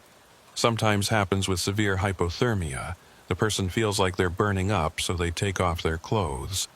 The body's temperature regulation is so confused it sends the wrong signals. So they felt hot while freezing to death? Possibly, which might explain why the building felt warm to you. If something in there was causing extreme hypothermia, the victim's perception would be completely wrong. But how? There's no power in that building. No way to generate cold. I don't know. But if you're going back in there, which I assume you are despite every logical bone in my body saying don't, then I'm coming with you. Medical perspective might be useful. I can't ask you to do that.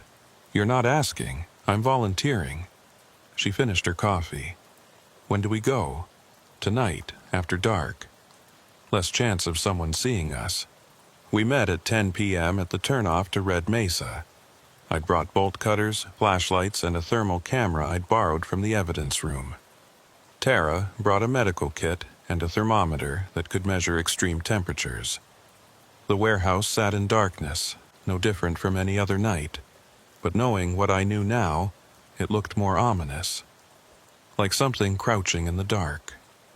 We approached carefully. The chain and padlock I'd put on were still there, untouched. I cut through them and let the chain fall. Last chance to back out, I said to Tara. Not a chance.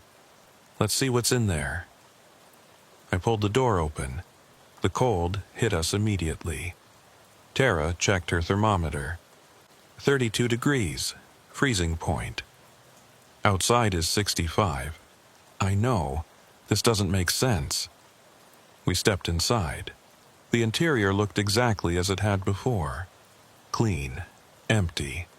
Our breath came out in white clouds. I could see goosebumps rising on Tara's arms. I pulled out the thermal camera and scanned the room. The walls showed blue, indicating cold. The floor showed blue. Everything was cold. Except one spot in the far corner, where the handprints were. That spot glowed orange-red on the thermal camera. Hot. Tara, look at this. She came over and we both stared at the camera screen. The handprints were radiating heat. Not just warm, hot. The camera registered over 100 degrees. How is that possible? Tara whispered. I knelt down and held my hand above the prints. Could feel the heat rising from them, but the concrete around them was ice cold. Solomon, we need to be careful. If something can generate this kind of temperature differential, we don't know what else it can do. I stood up and swept the thermal camera around the room again. Everything was uniform cold except those handprints.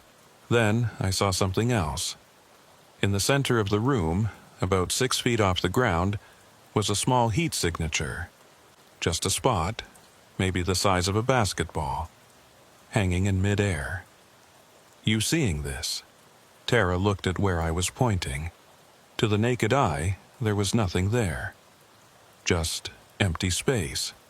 But on the thermal camera, clear as day, was a sphere of heat suspended in the cold air. We approached it slowly. As we got closer, I could feel warmth on my face, like standing near a space heater. Tara, put your hand near it. Tell me what you feel. She extended her hand cautiously toward the empty space, stopped about 6 inches away. Heat, definite heat, but Solomon, there's nothing there. I pulled out my phone and turned on the recording function. This is Officer Solomon Yazzie. March 16th, approximately 10:45 p.m. Inside the sealed warehouse at Red Mesa, we're documenting an anomalous heat source that's invisible to the naked eye but shows clearly on thermal imaging. I moved the thermal camera around the sphere. It didn't move or change, just hung there, radiating heat into the frozen air. I'm going to touch it, I said. What? No, bad idea. I need to know what it is. Solomon, 3 people died in here. I know, but standing here staring at it isn't going to give us answers. Before she could stop me, I reached out and put my hand into the space where the heat signature showed. Warmth, pleasant warmth, like putting your hand in bath water. But underneath that, something else. A pulse, like a heartbeat, slow and deep. I pulled my hand back, looked at my palm. Nothing unusual, no burns, no marks, but I could still feel that pulse, like it had transferred into my skin. You okay? Tara asked.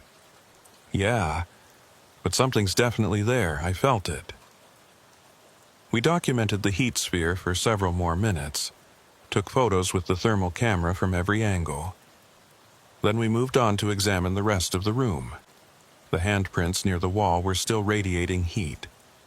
But now I noticed something else. There were more of them. Handprints I hadn't seen before scattered around the room, all pressed into solid concrete, all glowing orange on the thermal camera. How many people were in here? Tara asked. I counted. At least 8 different handprints, but only 3 people died. Maybe the others got out before... Before what? Before whatever happened to freeze Rebecca and the others from the inside out. We were about to leave when I heard it. That breathing sound, slow and deep, coming from everywhere and nowhere. Tara heard it too. What is that? Same thing Jonas and I heard before. The breathing continued. In, out, each breath taking maybe 10 seconds, way too slow for a human. Then the temperature dropped, suddenly and drastically. The thermometer in Tara's hand plummeted from 32 degrees to 20, then 15, then 10. Solomon, we need to leave now. But the door was closed. I hadn't closed it. It had been open when we came in. Now it was shut tight. I ran to it and pushed. It didn't budge. Tried again, putting all my weight against it. Nothing. The door was sealed from outside somehow. Try your radio, Tara said. I grabbed my radio. Dead. Pulled out my cell phone. No signal. We were trapped. The breathing got louder, closer, but I still couldn't see anything making the sound. Tara was shivering now. So was I. The cold was getting worse. I could feel it seeping into my bones. The heat sphere, I said. Get near it. We moved to the center of the room where the warm spot was. The temperature there was bearable. Not comfortable, but we weren't freezing. Solomon, look. She pointed at the floor. Ice was forming on the concrete, spreading from the walls toward the center, creeping toward where we stood. On the thermal camera, I could see the hot handprints starting to dim, like whatever heat they contained was being drained away. The breathing sound became a voice, distorted and wrong, but understandable. Why did you come back? It wasn't asking. It was stating a fact. Whoever or whatever this was, it thought we were someone else, someone who'd been here before. We're not who you think we are, I said out loud. The breathing paused. Then, you opened the door again. We're just investigating. We'll leave. We didn't mean to disturb anything. Too late. You saw what? But the voice didn't answer. Instead, the ice stopped spreading. The temperature stabilized, and slowly, very slowly, the door opened, just a crack. Just enough. Go, I told Tara. Now. We ran for the door, squeezed through the gap and stumbled out into the night air. The door slammed shut behind us with a metallic boom. We kept running until we reached our vehicles. Only then did we stop and look back. The warehouse sat quiet and dark. No light from inside, no sound. Just a sealed building in the desert night. Tara was breathing hard. What the hell was that?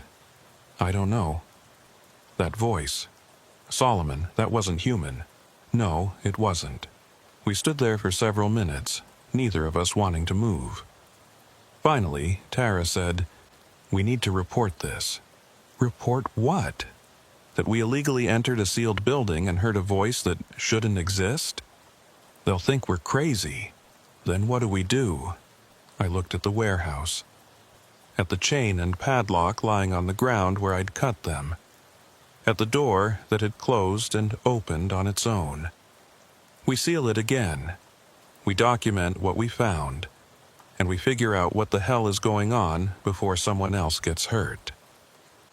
We secured the door with a new chain. I made sure it was tight. Then we left.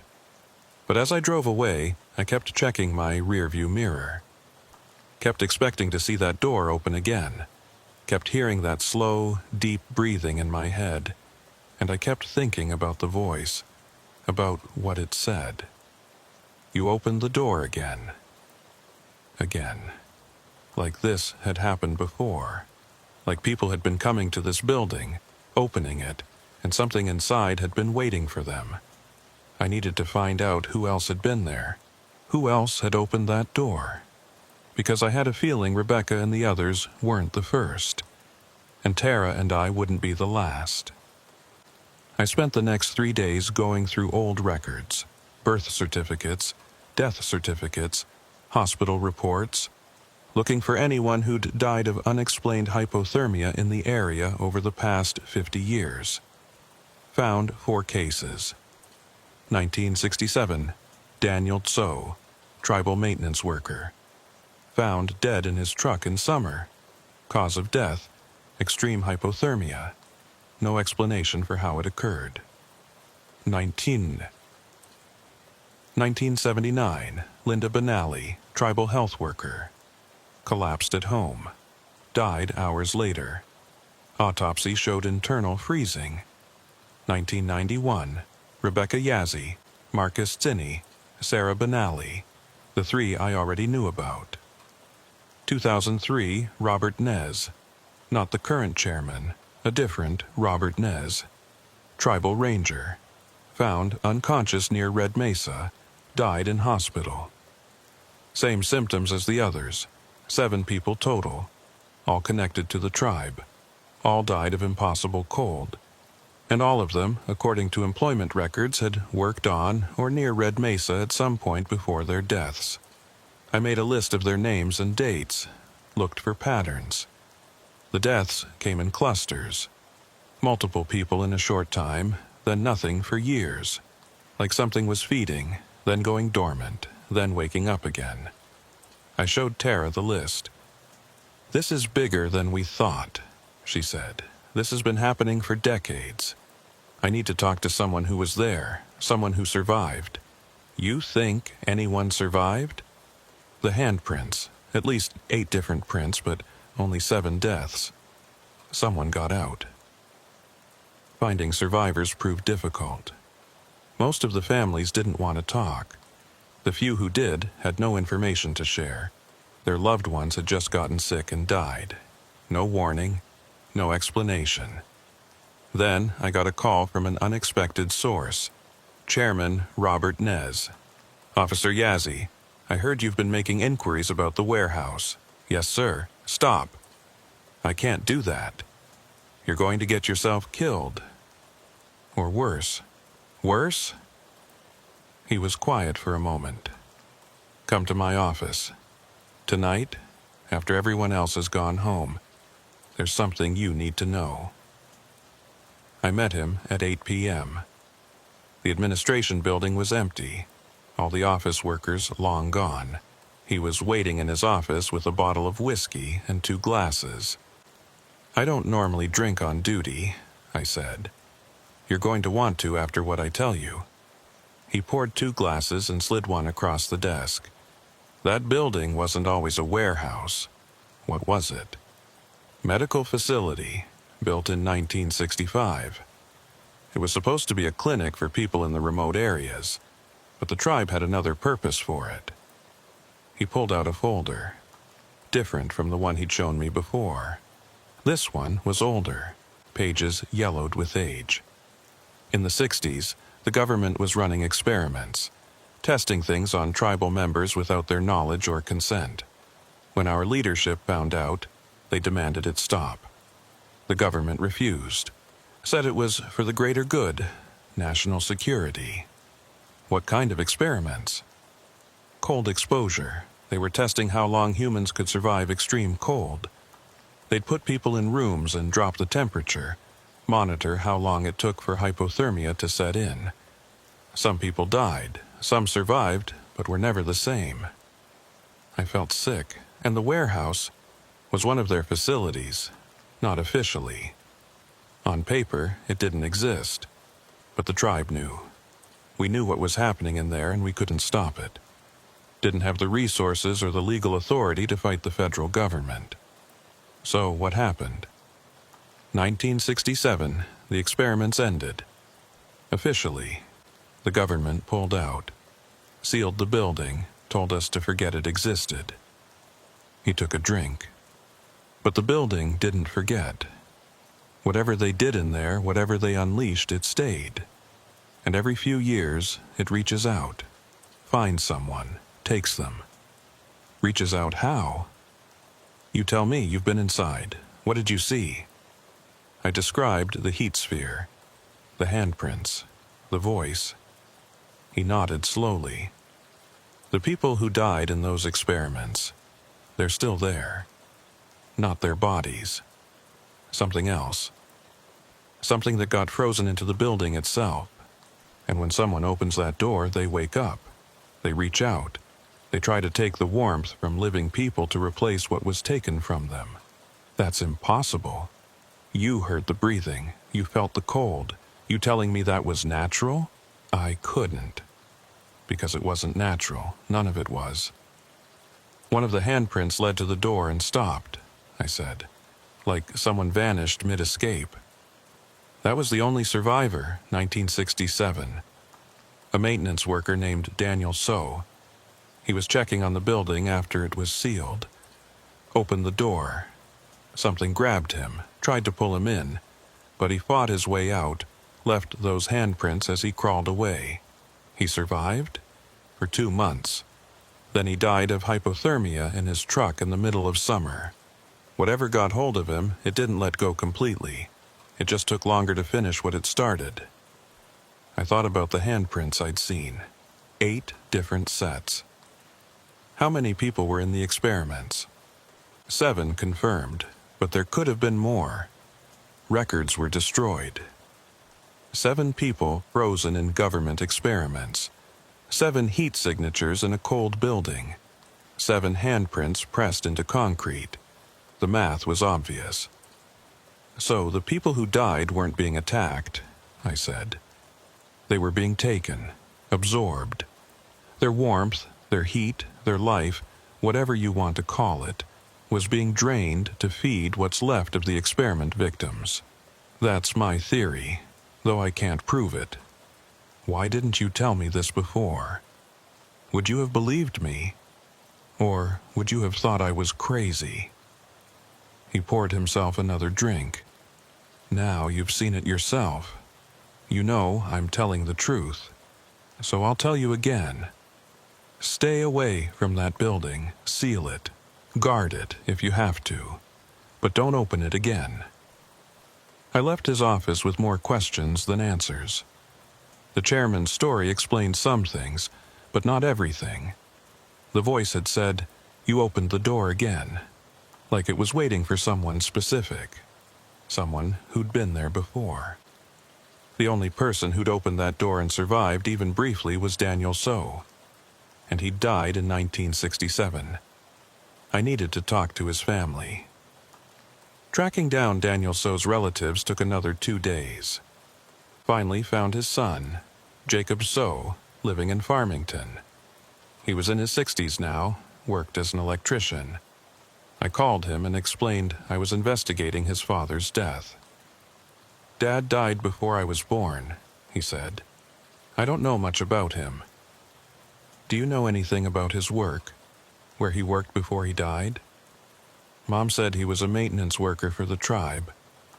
Fixed things, mostly. But she didn't like talking about him, said his death was strange, unnatural. "Did she ever mention Red Mesa?" Long pause. "How do you know about Red Mesa?" "I'm investigating incidents that occurred there. Your father was involved. Mom made me promise never to go there. She said Red Mesa was cursed. Said something in the ground there was wrong. Hungry. Hungry for what?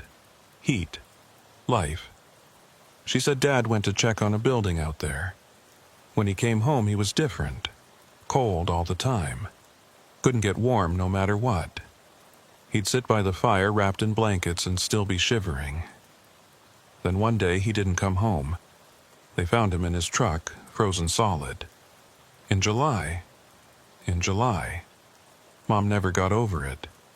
She died 5 years ago, still saying Red Mesa took him, still saying we should burn that place to the ground. After I hung up, I sat in my truck thinking.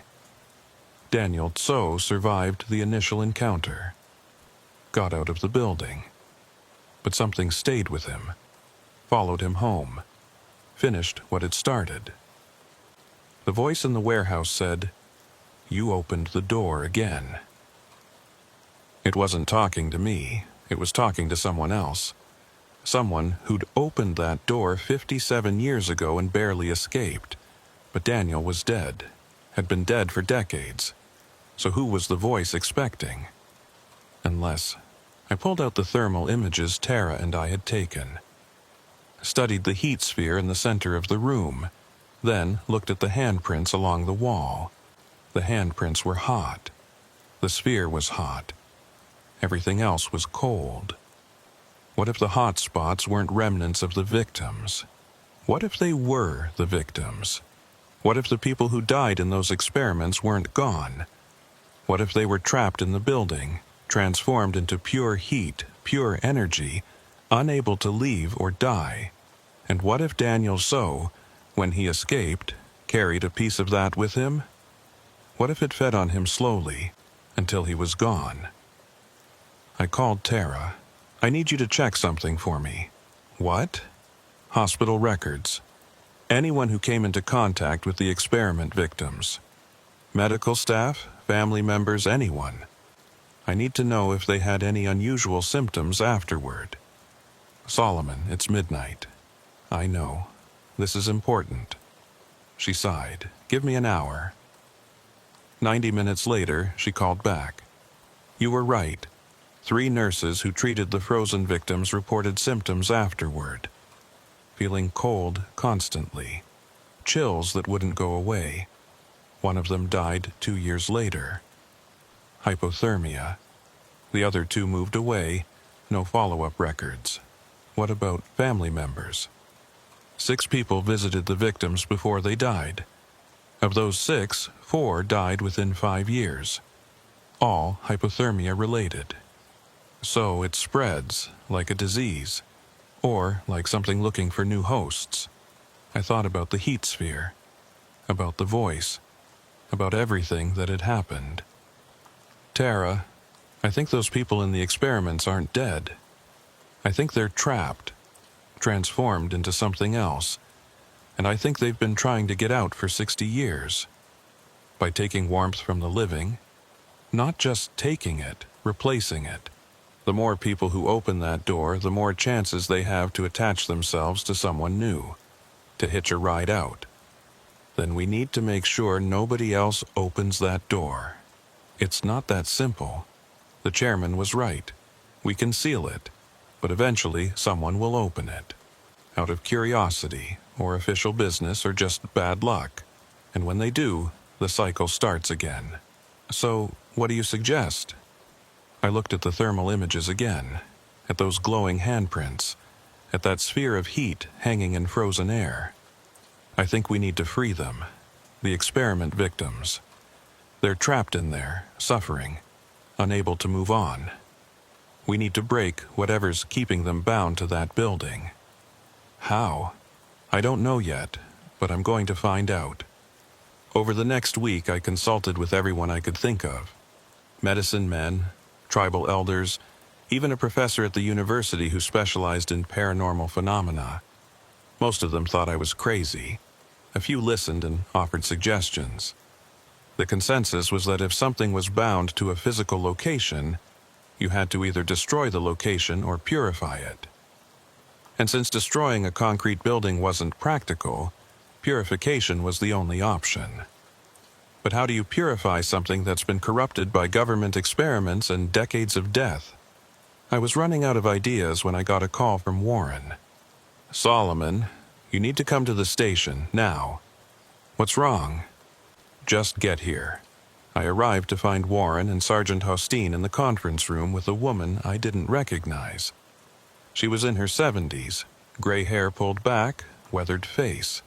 She looked scared. "This is Margaret Benally," Rita said. "Sarah Benally's mother. She has something to tell you." Margaret looked at me with watery eyes. "My daughter didn't die in that building."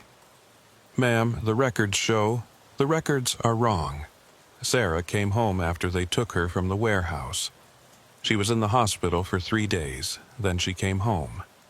But she wasn't right. She was cold, so cold, and she kept saying she had to go back, that they were calling her." "Who was calling her?" "The others. The ones still in the building. She said they were trapped and she was the only one who could help them. I didn't understand. Thought she was delirious from fever. But every night she'd wake up screaming, saying they needed her heat. They needed her warmth to break free. What happened? On the 3rd night she disappeared. I woke up and she was gone.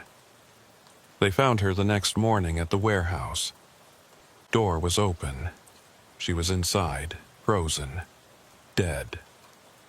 Margaret wiped her eyes. "But before she went, she told me something. She said the only way to free them was to give them what they needed. Enough heat to break the cold that bound them. Enough warmth to burn the building itself." "Fire?" "Not regular fire. Heat. Pure heat. She said if you could generate enough heat inside that building, it would break whatever was holding them. But she wasn't strong enough to do it alone. None of them were." I looked at Tara. "The heat sphere." "What?" Margaret asked. "There's a heat signature in the center of the building," Tara explained. "Hot enough to show on thermal imaging. It's suspended in midair." Margaret nodded slowly. "That's her. That's my Sarah. She's still trying, still generating heat, still trying to free herself and the others. But it's not enough," I said. "No, it's not." An idea was forming. Dangerous, possibly insane, but it might work. "What if we added to it?" I said. "What if we brought more heat sources into the building? Chemical reactions, burning materials, anything that generates intense heat. If Sarah's been trying for 30 years and isn't strong enough alone, maybe with help?" "You'd have to seal yourself inside," Warren said. "Make sure the heat built up instead of escaping." "I know. Solomon, you could die in there. Or I could free 7 people who've been trapped for 60 years and prevent anyone else from being taken." Tara stood up. "If you're doing this, I'm coming with you. You'll need medical support." "No. Too dangerous. Not asking permission." Rita looked between us. "If you're serious about this, you'll need authorization and supplies. Give me 24 hours." I wanted to argue, to say we didn't need official approval. But Rita was right. If we were going to do this properly, we needed resources and backup in case things went wrong. The next day, we assembled what we needed: propane heaters, chemical heat packs, emergency flares, anything that could generate intense heat. Rita also assigned 2 officers to stay outside the warehouse, ready to break in if we didn't emerge after a set time. 2 hours, Rita said. "If you're not out in 2 hours, they're coming in to get you." "Understood." We drove out to Red Mesa at noon, when the sun was highest and the outside temperature was warmest. Every advantage we could get.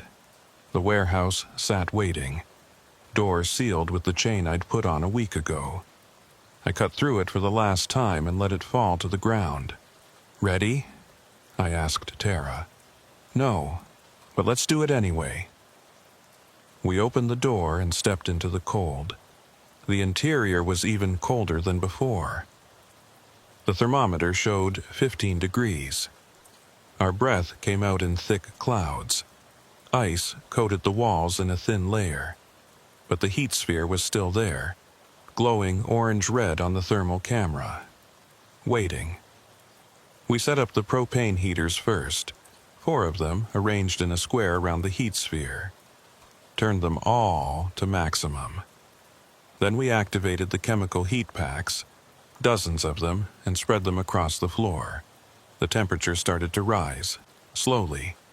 20 degrees, 25, 30. The ice on the walls began to melt, water dripping to the floor. And that's when the breathing started. That same slow, deep breathing. But it was different now, faster, more urgent. "They know what we're doing," Tara said. "Keep going." We lit the emergency flares, bright red flames that burned hot and fast, threw them into the corners of the room. The temperature jumped to 40 degrees, 50. The heat sphere began to pulse, growing brighter on the thermal camera, expanding. Other spheres appeared, smaller ones, scattered around the room. 7 total, including the large one in the center. "Sarah wasn't alone," I said. "They're all still here, all 7 victims." The breathing became voices, multiple voices, overlapping, desperate. "More, need, more, heat. Too long, so cold. Please, burning, need, burning." Tara lit more flares. I cranked the heaters higher. The temperature hit 60 degrees, 70. The spheres were glowing brighter now, moving closer together, merging. And the cold was fighting back. Ice formed on the door, sealing it shut. The walls grew frost despite the rising heat. The concrete floor cracked as ice expanded in the hairline fractures. "Solomon, we're trapped. Keep generating heat. We're close. 80 degrees, 90. The heaters were at maximum. The flares were burning down. We had maybe 10 more minutes of heat generation before everything ran out." The merged sphere was huge now, taking up half the room. Bright white on the thermal camera. The heat coming from it was intense, like standing next to a blast furnace. And through that heat, I could see shapes. Human shapes. Transparent and flickering, standing in the light. 7 figures. 7 people who'd been trapped for 6 decades. One of them stepped forward. A woman. Her face was gaunt, her eyes hollow, but I recognized her from the photo in the file. Sarah Benally. She looked at me, spoke without moving her lips, her voice echoing in my head. "Thank you." Then she turned to the others. They joined hands, forming a circle around the sphere of heat. The temperature spiked, 100 degrees, 120, 150. The thermometer's scale couldn't go higher. The concrete floor began to glow red. The metal door warped. The walls cracked with loud snapping sounds. "We need to get out," Tara shouted. But the door was sealed shut with ice and warped metal. We were trapped in a room that was becoming an oven. The 7 figures raised their hands together. The sphere exploded outward in a wave of pure heat. I hit the floor, pulling Tara down with me. The heat wave passed over us, so intense I could feel my skin blistering. The propane heaters exploded. The flares went out instantly, vaporized. Then, just as suddenly, it stopped. The heat vanished. The temperature plummeted. I could hear ice forming, the crackle and snap as water froze instantly. I looked up. The room was destroyed. The walls were cracked and crumbling. The floor was shattered. The door hung off its hinges, and the heat spheres were gone. No glow on the thermal camera, no shapes in the air, just cold, empty space. "Tara, you okay?" She groaned and sat up. "I think so. Burns, but not serious." We stumbled to our feet and headed for the door. It fell off completely when I touched it, hitting the ground with a metallic crash. Outside, the 2 backup officers ran toward us. "What happened in there? We heard explosions." "Later," I said. get us water and a medic. We sat on the ground while they tended to our burns. Minor, mostly. First and second degree on exposed skin. Nothing permanent. I looked back at the warehouse. Smoke drifted from the open door. The walls were visibly damaged, concrete crumbling in places, but the building was quiet. No breathing, no voices, no impossible cold. Whatever had been trapped inside was gone. Rita arrived an hour later with the medical examiner and a structural engineer. "Building's condemned," the engineer said after a quick inspection. "Needs to be demolished. It's not safe." "Good," Rita said. "Tear it down, fill in the hole, pave it over if you have to. I want nothing left." The medical examiner went inside with protective gear and thermal equipment. Came out 15 minutes later looking pale. "It's gone," he said. "Whatever was generating those temperature anomalies, it's not there anymore. Building's ambient temperature. Nothing unusual at all." I spent 3 days writing reports. Left out the parts that sounded insane. Focused on structural instability and chemical contamination. Nobody questioned it. The building had been a problem for decades. Everyone was happy to see it go. 2 weeks later, I watched as they demolished the warehouse. Heavy equipment reduced it to rubble in a single afternoon. They hauled away the debris and filled the site with clean dirt. By evening, you couldn't tell a building had ever been there. I got a call that night from Margaret Benally. "Officer Yazzie, I wanted to thank you." "For what, ma'am?" "Last night I dreamed about Sarah. First time in 30 years. She was at peace, smiling. She said to tell you the cold is gone. They're warm now, they're free. I'm glad, ma'am. She also said to tell you something else. She said the building is gone, but the government's records aren't. There were other sites, other experiments, other victims still trapped." My blood went cold. "Other sites?" "That's what she said. I don't know details, but she wanted you to know, in case you wanted to help them too." After she hung up, I sat there thinking. Other sites, other experiments, other people trapped in impossible cold, waiting for someone to free them. I pulled up a map of the reservation, marked the location where the warehouse had been. Then I started researching, looking for other sealed buildings, other restricted files, other clusters of hypothermia deaths. Found 3 possibilities, all sealed in the 60s and 70s, all with restricted access and no maintenance records. I called Tara. "You busy?" "Depends. Why saw some?" "I found 3 more buildings. I think we need to check them out."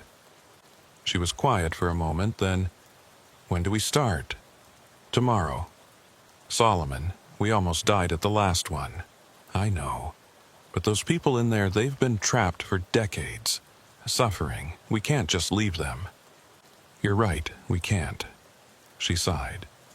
"Tomorrow, then. But we're bringing more supplies this time, and backup." "Deal." I hung up and looked at the map again. 3 sites. Maybe more after that. How many people had the government experimented on? How many were still trapped, still suffering, still waiting for someone to help them? I didn't have answers, but I was going to find out. The warehouse at Red Mesa was gone. 7 people were free. 7 voices were finally silent, but somewhere out in the desert, in other sealed buildings with other locked doors, more voices were waiting. And I was going to find them. Not because I was ordered to, not because it was my job, but because it was the right thing to do. Those handprints pressed into concrete. Those heat spheres hanging in frozen air. Those voices begging for warmth, for freedom, for an end to their suffering. They deserved better than to be sealed away and forgotten. They deserved peace, and I was going to give it to them, even if it killed me. The investigation continues. The files remain restricted. The truth stays buried, but not forever. Some doors need to be opened, some secrets need to be exposed, some wrongs need to be made right. And I'm not stopping until every single victim is free, every single voice is silent, every single building is torn down, the cold is gone from Red Mesa. But it's still out there, still waiting, still trapping people who were just in the wrong place at the wrong time. And I'm coming for it. All of it. This isn't over. It's just beginning.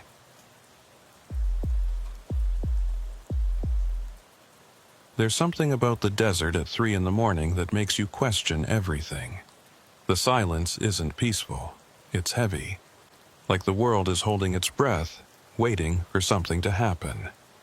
I'm Isaiah Coho. Been with Navajo Nation Tribal Police for 8 years now. I work the graveyard shift most weeks, midnight to 8. It's the shift nobody wants, which is exactly why I took it. Less politics, less supervisors breathing down your neck. Just you, the road, and whatever the night decides to throw at you. Most nights, that's nothing at all. But some nights you get calls that stick with you. The kind that don't make sense no matter how many times you run them through your head. The kind that make you check your rear-view mirror more than you should. This started on a Tuesday in late February. Cold as hell.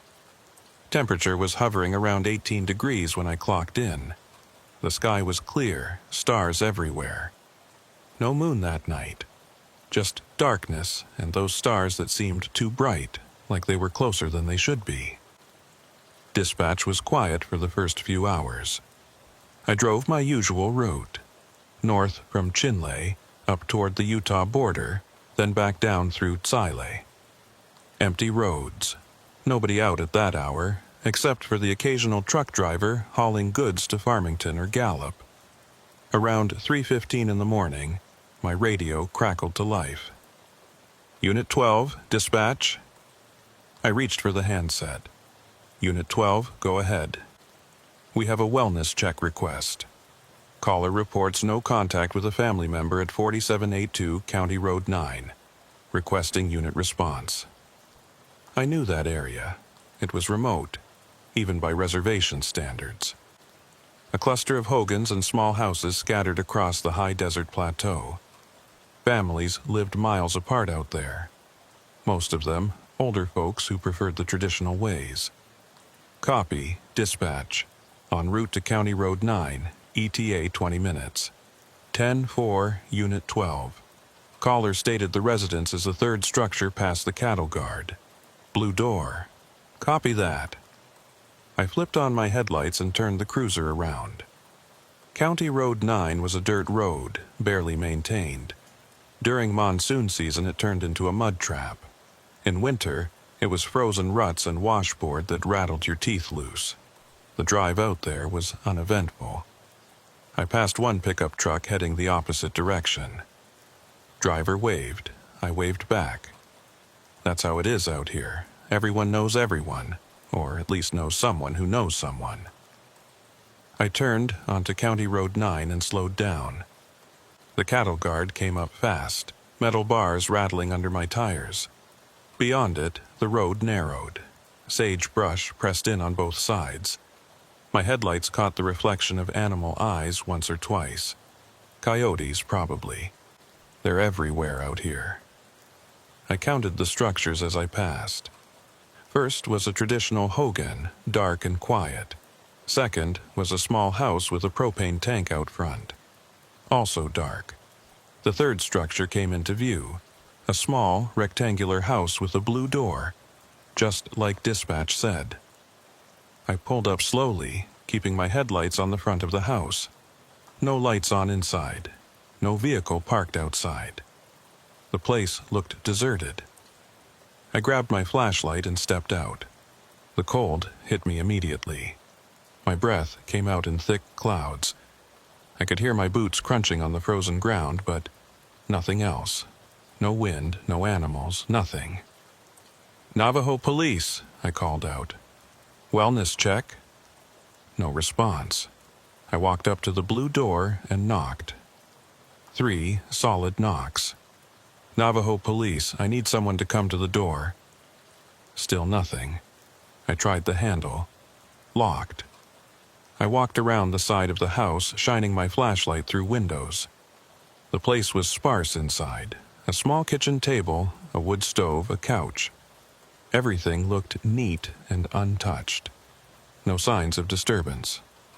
I completed a circle around the house and came back to my cruiser. Keyed the radio. Dispatch, Unit 12. Go ahead, Unit 12. I'm at the location on County Road 9. No signs of occupancy. Structure appears secure. No vehicle present. No response to announcement. There was a pause. Then the dispatcher came back on, and her voice sounded different, uncertain. Unit 12, stand by. I'm checking the call log. I waited, engine running, heater blasting. I watched the house. Something felt off, but I couldn't put my finger on what. The place just felt empty. Not abandoned, but empty. Like nobody had been there in days. The radio crackled again. Unit 12, dispatch. Go ahead. I'm showing no record of a wellness check request for that location tonight. Can you confirm the address? I felt a cold sensation that had nothing to do with the temperature. Dispatch, you sent me here. County Road 9, third structure past the cattle guard, blue door. You gave me that information approximately 20 minutes ago. Another pause. Longer this time. Unit 12, I have no record of that transmission. I show no calls dispatched to your unit since 20:45 hours. I stared at the radio. Dispatch, I copied your traffic at 0315. Wellness check request, no contact with family member. Unit 12, I didn't make that transmission. I've been the only dispatcher on duty since midnight, and I haven't sent any units to County Road 9. The silence stretched out between us. I looked at the dark house with the blue door. My headlights made harsh shadows across its front. Copy, dispatch, I finally said. Returning to patrol. 10-4, Unit 12. I put the cruiser in reverse and backed away from the house. As I turned around, my headlights swept across the front yard. For just a second, I thought I saw something. Movement near the corner of the house. But when I aimed the spotlight there, nothing. Just empty desert and scrub brush. I drove back to the main road, my mind trying to make sense of what just happened. Maybe I'd been half asleep. Maybe I'd dreamed the dispatch call. But no, I'd written down the address. I could see my own handwriting on the notepad, clipped to my dashboard. 4782 County Road 9. I didn't tell anyone about it when I got back to the station at shift change. Didn't seem worth the hassle. Chalked it up to a weird night and went home. But 3 nights later, it happened again. Same time. 3:15 a.m. I was on patrol near Siley when my radio crackled. Unit 12, dispatch. I picked up the handset, but before I could respond, I heard it. We have a wellness check request. Caller reports no contact with a family member at 4782 County Road 9, requesting unit response. The exact same words, same cadence, same everything. My hand tightened on the handset. Dispatch, is this a repeat call? Static. Then a different voice came through. The night dispatcher I actually knew. Unit 12, say again. Dispatch, did you just send me to County Road 9? Negative, Unit 12. I haven't sent any traffic to you tonight. Everything okay? I sat there in my cruiser, pulled over on the side of the road, staring at the radio like it might start talking on its own. Yeah, I said. Everything's fine. Unit 12 clear. Copy. I sat there for another 10 minutes, just listening to the silence. Then I turned the cruiser around and drove toward County Road 9. I had to know. The drive felt longer this time. Every shadow seemed darker. Every turn in the road felt wrong. When I reached the cattle guard, I slowed to a crawl. The house with the blue door came into view. Dark, just like before. No lights, no vehicle, no signs of life. But this time, something was different. There were tracks in the dirt. Fresh tracks. Boot prints leading from where I'd parked 3 nights ago, up to the front door, around the side of the house and back. My tracks. From 3 nights ago. But they looked fresh, like they'd been made minutes ago, not days. I grabbed my flashlight and got out. The cold was worse tonight, sharp enough to make my eyes water. I walked up to the boot prints and knelt down. The dirt was frozen solid. These prints shouldn't look this fresh. They should be wind-blown, faded, but they weren't. They looked like I'd just made them. I stood up slowly and looked at the house. Every instinct I had was screaming at me to leave. But I'm a cop. I don't leave just because something feels wrong. I walked up to the blue door again, knocked. Navajo police, wellness check. The sound of my knocking seemed to die in the air. No echo, no resonance, just dead sound. I tried the handle, still locked. I walked around the side of the house, following my own footprints from 3 nights ago. They led me to a window. I shined my flashlight inside. The house looked exactly the same. Small kitchen table, wood stove, couch. But this time I noticed something I'd missed before. There was a calendar on the wall, an old one. I couldn't make out the year from outside, but I could see that several dates were circled in red, and every single one of them was the 15th of the month. Today was February 15th. I completed my circle around the house and came back to my cruiser. My hands were shaking and it wasn't from the cold. I keyed the radio. Dispatch, Unit 12. Go ahead, Unit 12. I'm out at County Road 9, checking on a residence. Can you run the address for me? 4782 County Road 9. I need ownership information. Stand by, Unit 12. I waited, watching the house. The silence pressed in on me. No wind, no animals, nothing. Just that oppressive quiet that makes you want to scream just to prove you can still make noise. Unit 12, dispatch. Go ahead. That address comes back to a Martha Nez. Date of birth, July 12, 1945. No active warrants, no recent police contact. Last known contact was... A pause. December 15th, 2022, 2 months ago. Copy, dispatch. I'm going to attempt contact. 10-4, Unit 12.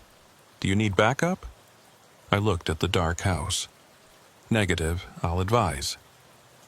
I got out again and walked up to the door. This time I knocked harder. Miss Nez, this is Navajo Police. I need you to come to the door if you're in there. Nothing. I tried the handle again. Still locked. I walked around back and tried the rear door. Also locked. Every window was secure. The place was tight as a drum, but as I stood there at the back door, I heard something. Faint. So faint, I almost missed it. Radio static. It was coming from inside the house. I pressed my ear against the door and listened. Yes, definitely radio static. The same sound my police radio makes when it's searching for a signal. Intermittent bursts of white noise. Then, through the static, I heard a voice. Wellness check request. County Road 9, no contact.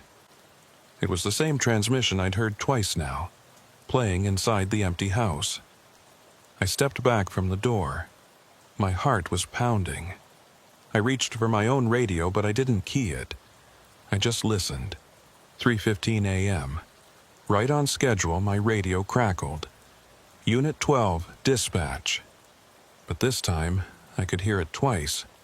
Once from my radio and once from inside the house.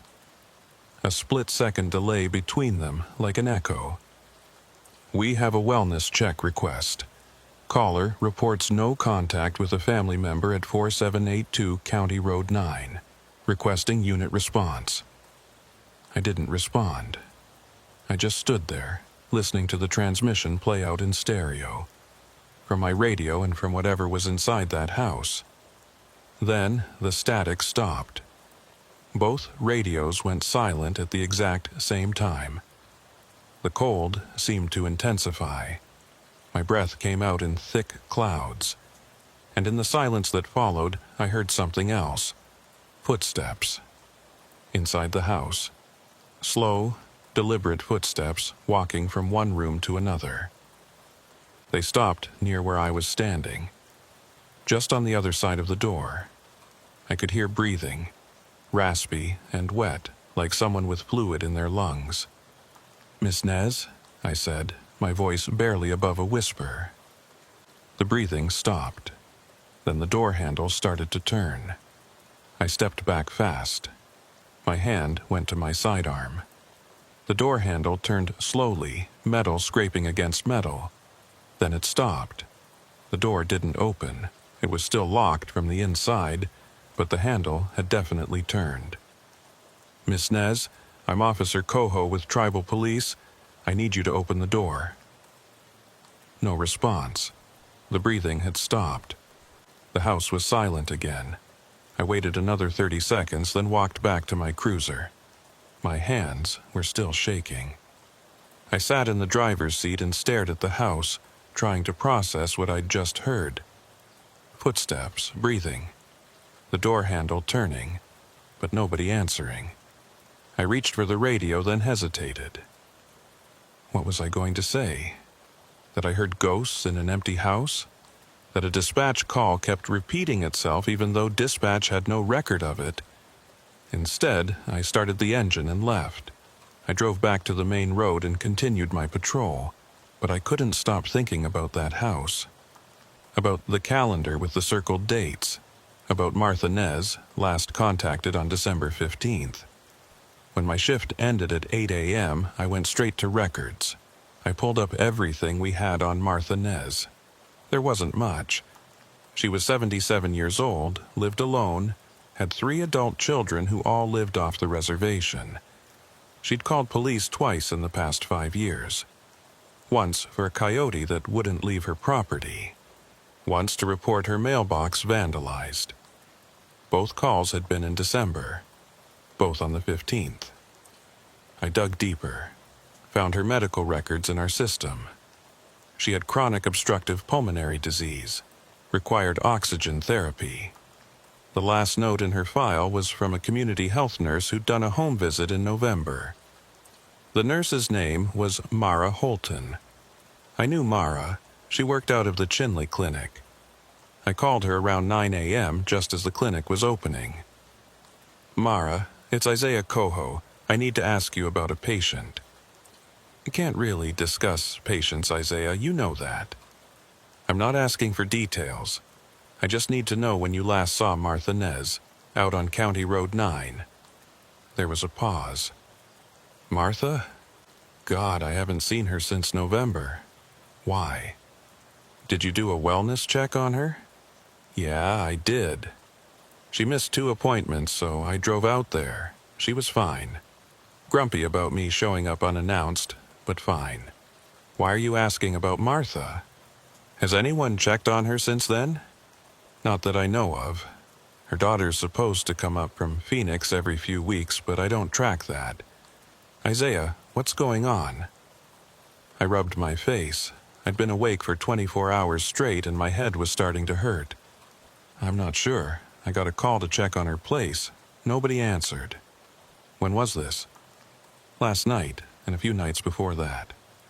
"Well, maybe she's staying with one of her kids. She does that sometimes during the cold months." "Maybe. Thanks, Mara. Isaiah?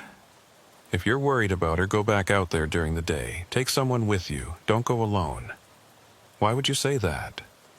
Another pause. Longer this time. Just a feeling.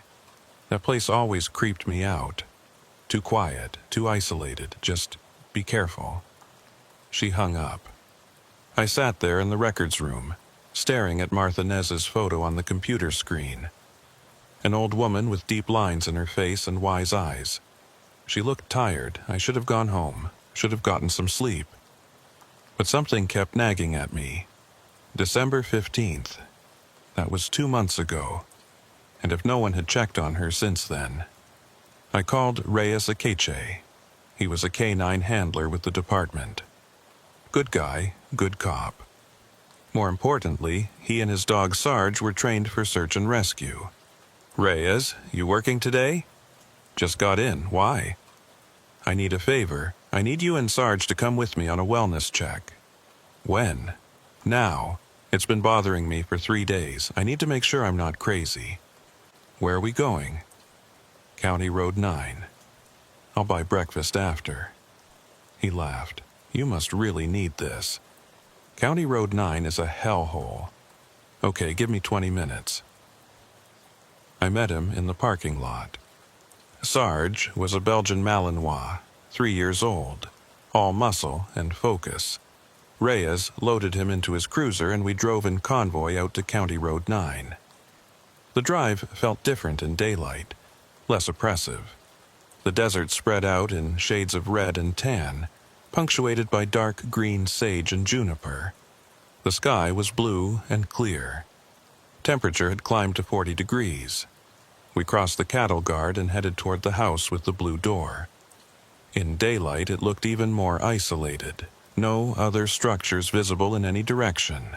Just open desert and distant mesas. We pulled up and got out. Sarge immediately started sniffing around, tail up, nose working. So, what's the story? Reyes asked. I told him everything. The repeated dispatch calls, the boot prints that looked fresh, the radio static and the footsteps. He listened without interrupting, his expression neutral. When I finished, he looked at the house. And dispatch has no record of the calls? None. But you wrote down the address. Yeah, here. I showed him my notepad.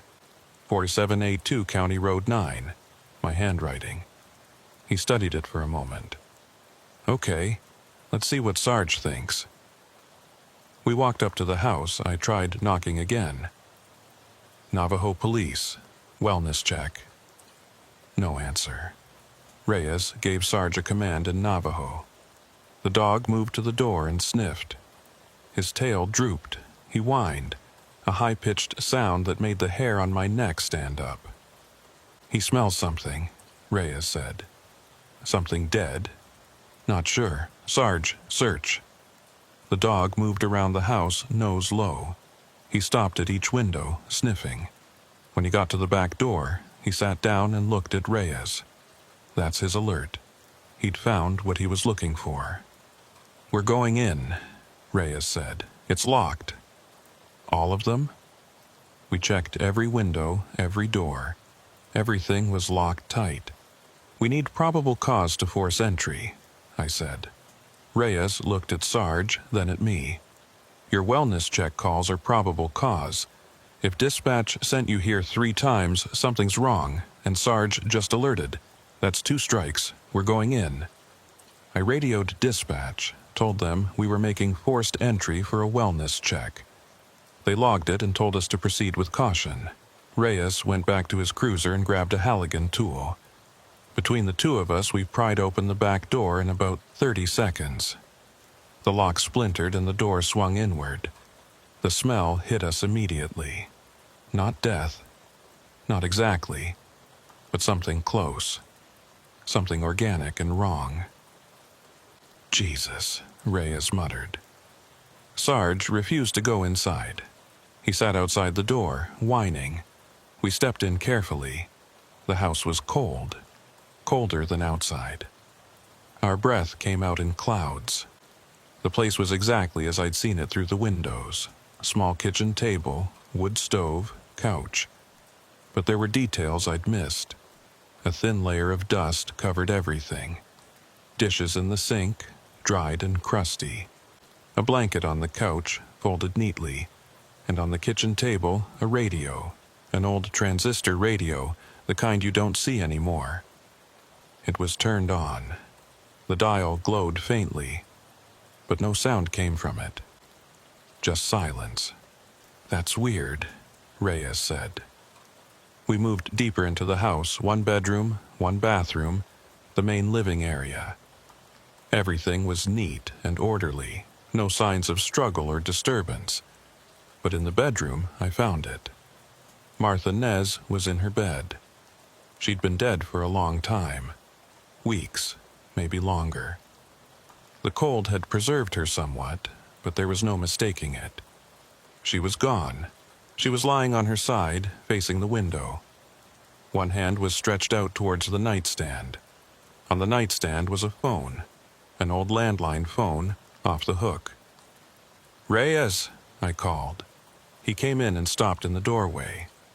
Ah, hell. We backed out and called it in.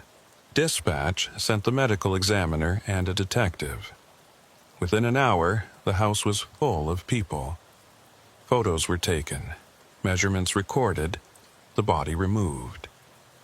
The medical examiner's preliminary finding was death by natural causes.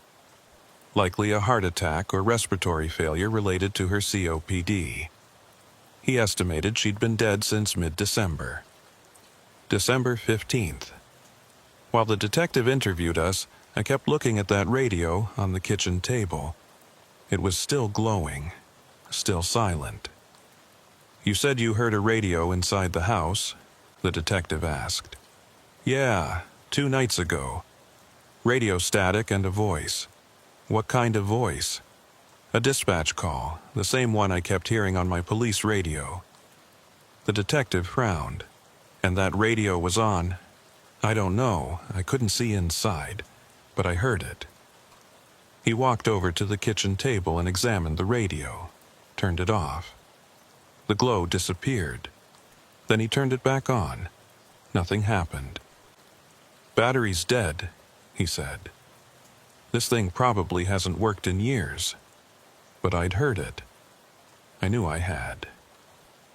We cleared out around noon. The house was sealed as a death scene pending the official autopsy. I drove back to the station with Reyes following. In the parking lot, he got out with Sarge. The dog seemed happy to be away from that place. He was jumping around, tail wagging.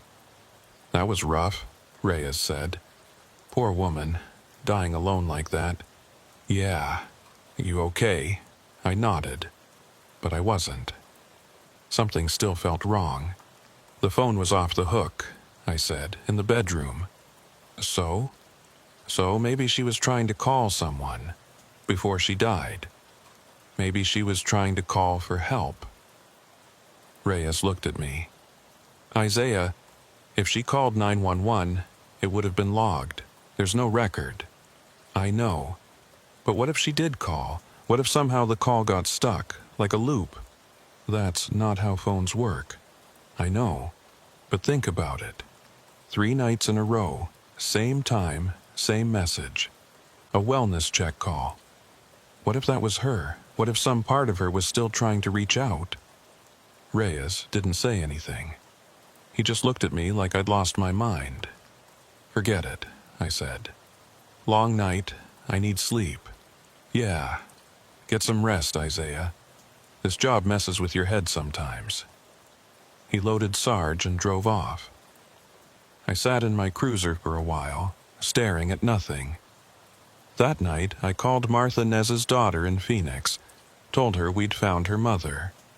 She cried, said she'd been meaning to drive up and check on her, but work had been busy. She'd meant to call, she'd meant to visit, but she hadn't.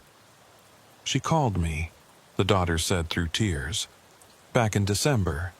December 15th, she left a message. Said she wasn't feeling well, asked me to come up. But I was getting ready for a work trip and I told myself I'd call her back after. But I forgot. I just forgot." December 15th. The day Martha died. The day she'd tried to reach out and no one answered. I told the daughter I was sorry for her loss. She thanked me for finding her mother. We hung up. I didn't sleep that night. I kept thinking about Martha Nez lying in her bed, phone in hand, waiting for someone to answer. I kept thinking about that radio with the dead battery, somehow still working. I kept thinking about the dispatch call that didn't exist. And I kept wondering if sometimes, when someone dies alone, trying to call for help, maybe part of that call lingers. Maybe it keeps broadcasting, over and over, hoping someone will finally hear. 3 nights, 3 calls, 3:15 a.m. Maybe it had nothing to do with me. Maybe it had everything to do with her. Maybe she just needed someone to find her. I took 3 days off after we found Martha Nez. Told my supervisor I needed time. He didn't ask questions. Finding a body isn't easy, especially when it's someone who died alone and scared. But that wasn't what kept me up at night. It was the timing, the repeated calls, the exact same words every time, and the fact that dispatch had no record of any of it. I tried to rationalize it. Maybe I'd been half asleep. Maybe stress and exhaustion had made me imagine things. But I had written down that address before I ever drove out there the first time. My handwriting, my notepad, my notes. On the 4th day, I went back to work. Night shift again, midnight to 8. I told myself everything would be normal. Just patrol, keep the roads safe, respond to calls. Routine. But at 3:14 a.m., I found myself driving toward County Road 9. I didn't plan it. I was on patrol near Sile and my hands just turned the wheel. Before I knew it, I was crossing the cattle guard, heading toward that house with the blue door. It looked different now. Crime scene tape across the door, fluttering in a breeze that didn't exist. The windows were dark. The whole place felt abandoned in a way it hadn't before. I parked where I'd parked the first time, turned off my engine, sat in the dark. 3:15 a.m. My radio crackled. I grabbed it before the voice could even start. "This is Unit 12. If anyone's on this frequency, identify yourself." Static. Long, empty static. Then faint, almost buried in the white noise, a woman's voice. "Help. Can't breathe. Please." My hand tightened on the radio. "Say again, who is this?" More static. The voice came again, clearer this time. "County Road 9, need help. Please send someone." It was Martha Nez. I knew it was. The cadence, the breathlessness. She was calling for help. Still calling even now. "Martha," I said into the radio. "Martha, we found you. We came. You're not alone anymore." The static intensified. It got louder and louder until it was almost painful. Then it cut out completely. Silence. My radio was dead. No static, no sound, nothing. I checked it. Power was on. But it wasn't transmitting or receiving anything. I looked at the house. The crime scene tape had stopped moving. The air was perfectly still. Then I saw it. A light in the window. Faint, flickering, like candlelight. I grabbed my flashlight and got out. Every instinct told me to leave, to drive away and never come back. But I couldn't. I had to know. I walked up to the window and looked inside. The house was empty, just like it had been when we'd cleared it. But on the kitchen table, that old radio was glowing again. The dial was lit, and from somewhere inside I could hear static. I went to the front door. The crime scene tape was intact. I ducked under it and tried the handle, locked, just like before. But as I stood there, I heard the footsteps again. Inside the house, slow and deliberate, walking from the bedroom toward the front door. They stopped right on the other side. I could hear breathing. That same raspy, wet breathing I'd heard before. "Martha?" I said. The breathing continued, steady, struggling. "Martha, I'm sorry we didn't get here sooner. I'm sorry no one answered your call." The breathing changed. It became more labored, more desperate, like someone drowning. "You're not alone," I said. "Your daughter knows. She knows you called. She's sorry she didn't answer. She's sorry she didn't come." For a moment, nothing. Then the breathing slowed, eased, became softer. The door handle turned. This time, the door opened, just a crack, maybe an inch. But it opened. Cold air poured out. Not cold like winter, cold like a freezer, cold like death. I stepped back. Through the gap in the door, I could see darkness, just pure darkness. And in that darkness, something moved. A shape. Human-sized, human-shaped, but not quite right. The proportions were off, the movements were wrong. It stood in the doorway just beyond the opening, watching me. "Martha?" I whispered. The shape moved closer. I could see details now. A hunched figure, thin, fragile. One arm extended, reaching for the phone that wasn't there anymore. I realized what I was seeing. This was her. Not her ghost, not her spirit, her last moment, her final act. Frozen in time, repeating endlessly, reaching for help that never came. "I'm sorry," I said again. The shape stopped moving. The reaching arm lowered. Then, from inside the house, I heard a voice, faint but clear. "Thank you." The door closed, gently, like someone had pulled it shut from inside. The light in the window went out. The static from the radio stopped. The house was dark and silent. I stood there for a long time, staring at that blue door. Finally, I turned and walked back to my cruiser. My radio crackled to life. "Unit 12, dispatch." It was the regular night dispatcher, normal voice, normal tone. "Go ahead, dispatch. Just checking your location. You've been 10 to 7 for a while. I'm out at County Road 9. Following up on the deceased we found a few days ago." "Copy, Unit 12. Everything okay?" "Yeah," I said. "Everything's okay. 10-4. Dispatch clear." I started my engine and drove away. In my rearview mirror, I watched the house disappear into the darkness. The rest of my shift was quiet. No unusual calls, no strange radio transmissions. Everything was normal. But at 7 a.m., just before my shift ended, I got a call from the medical examiner. He'd completed the autopsy on Martha Nez. "Thought you'd want to know," he said. Time of death was December 15th, between 3 and 3:30 a.m. Respiratory failure. She likely tried to call for help but couldn't complete the call. Phone records show an incomplete 911 dial at 3:15 a.m. The call never connected. 3:15 a.m., the exact time the dispatch calls had come through. "Thanks for letting me know," I said.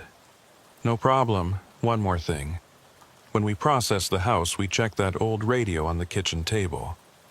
You know, the one you mentioned hearing?" "Yeah." "It doesn't work. Battery terminals are corroded. Thing probably hasn't functioned in a decade. But when we bagged it as evidence, it turned on, just for a second. Played one burst of static, then died again." "What time was that?" 3:15. "Why?" "No reason." "Thanks, Doc." I hung up and sat in my cruiser in the parking lot. The sun was coming up, painting the eastern sky in shades of orange and red. Martha Nez had died alone, trying to call for help. The call never connected. But somehow, someway, it kept trying. For 2 months, it kept trying. Until someone finally answered. I never got another call to County Road 9. My radio stayed normal. No strange transmissions, no repeated dispatches. But sometimes, on quiet nights when I'm alone on patrol, I think about Martha. About her lying there in the dark, reaching for a phone, desperate for someone to hear her. And I think about how death isn't always instant. Sometimes it's drawn out. Sometimes you have time to make a call, to reach out, to hope someone will answer. And sometimes, even after you're gone, that call keeps going. Keeps trying, keeps hoping, until finally someone does. 6 weeks went by. Life returned to normal. I worked my shifts, drove my routes, responded to actual calls from actual dispatch. Everything was routine. But I couldn't shake the memory of that house, of the radio with the dead battery, of the reaching figure in the darkness. Other officers started noticing. Warren Salagi pulled me aside one night in the parking lot. "You doing okay, Isaiah?" "Yeah, why?" "You've been driving past County Road 9 every night, sometimes twice. Dispatch mentioned it." I didn't realize I'd been doing it that often, but he was right. Every patrol, I found myself taking that route, slowing down as I passed the turnoff, looking out across the dark desert toward that house. "Just keeping an eye on things," I said. Warren studied me for a moment. He'd been on the force long enough to recognize when someone was carrying something heavy. "That Nez woman got to you, didn't she?" "Found her too late." "You found her, that's what matters. Her family got closure. She didn't just disappear." "She was calling for help, Warren, for weeks. And nobody heard. Nobody could hear. The call never connected. That's not on you." But it felt like it was. Every time I closed my eyes, I saw her reaching for that phone. Heard that raspy breathing. Felt that cold air pouring out of the house. In late March, I found myself back on County Road 9. Not because I wanted to be there, because dispatch sent me there. A real call this time, logged and recorded. A rancher had reported lights at the Nez property. He was worried about squatters or kids breaking in. "Unit 12, copy," I said. "En route to County Road 9. 10-4, Unit 12. Caller states he saw lights in the windows around 0300 hours. Caller is Harold Benally, standing by at the location. 3 a.m. I felt a cold sensation in my gut, but I pushed it down. Probably just reflections. Moonlight on glass.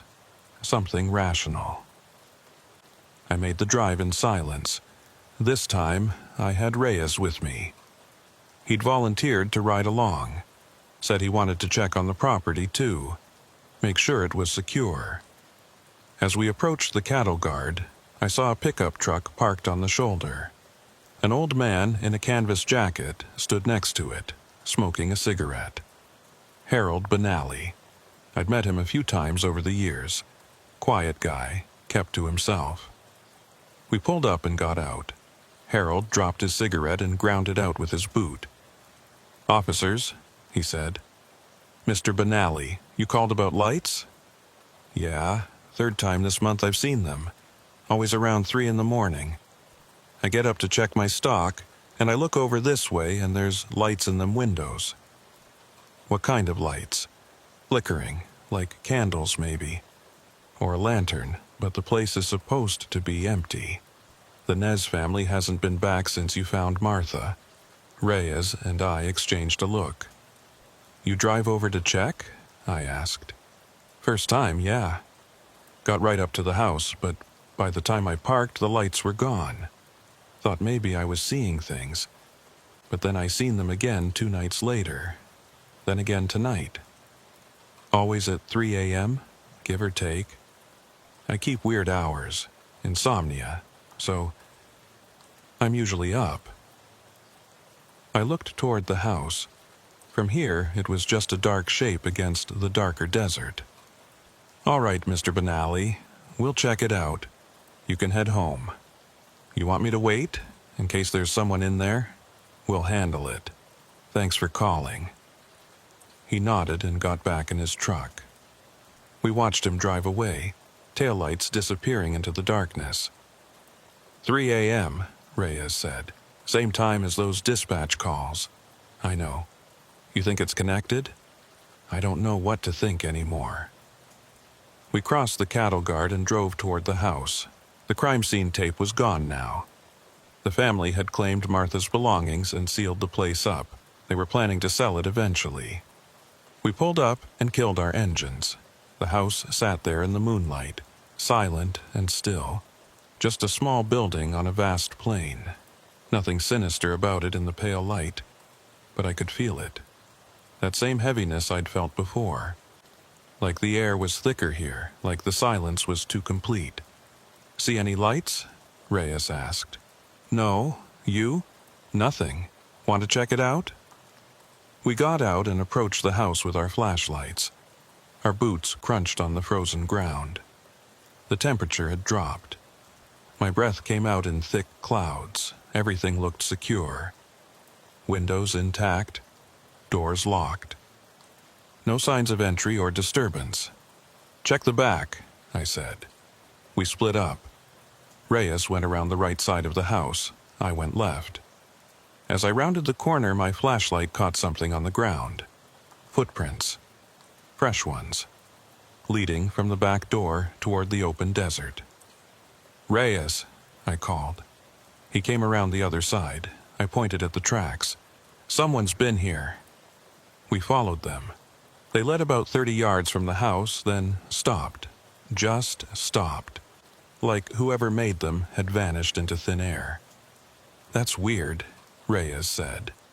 We walked back to the house. The back door was still locked.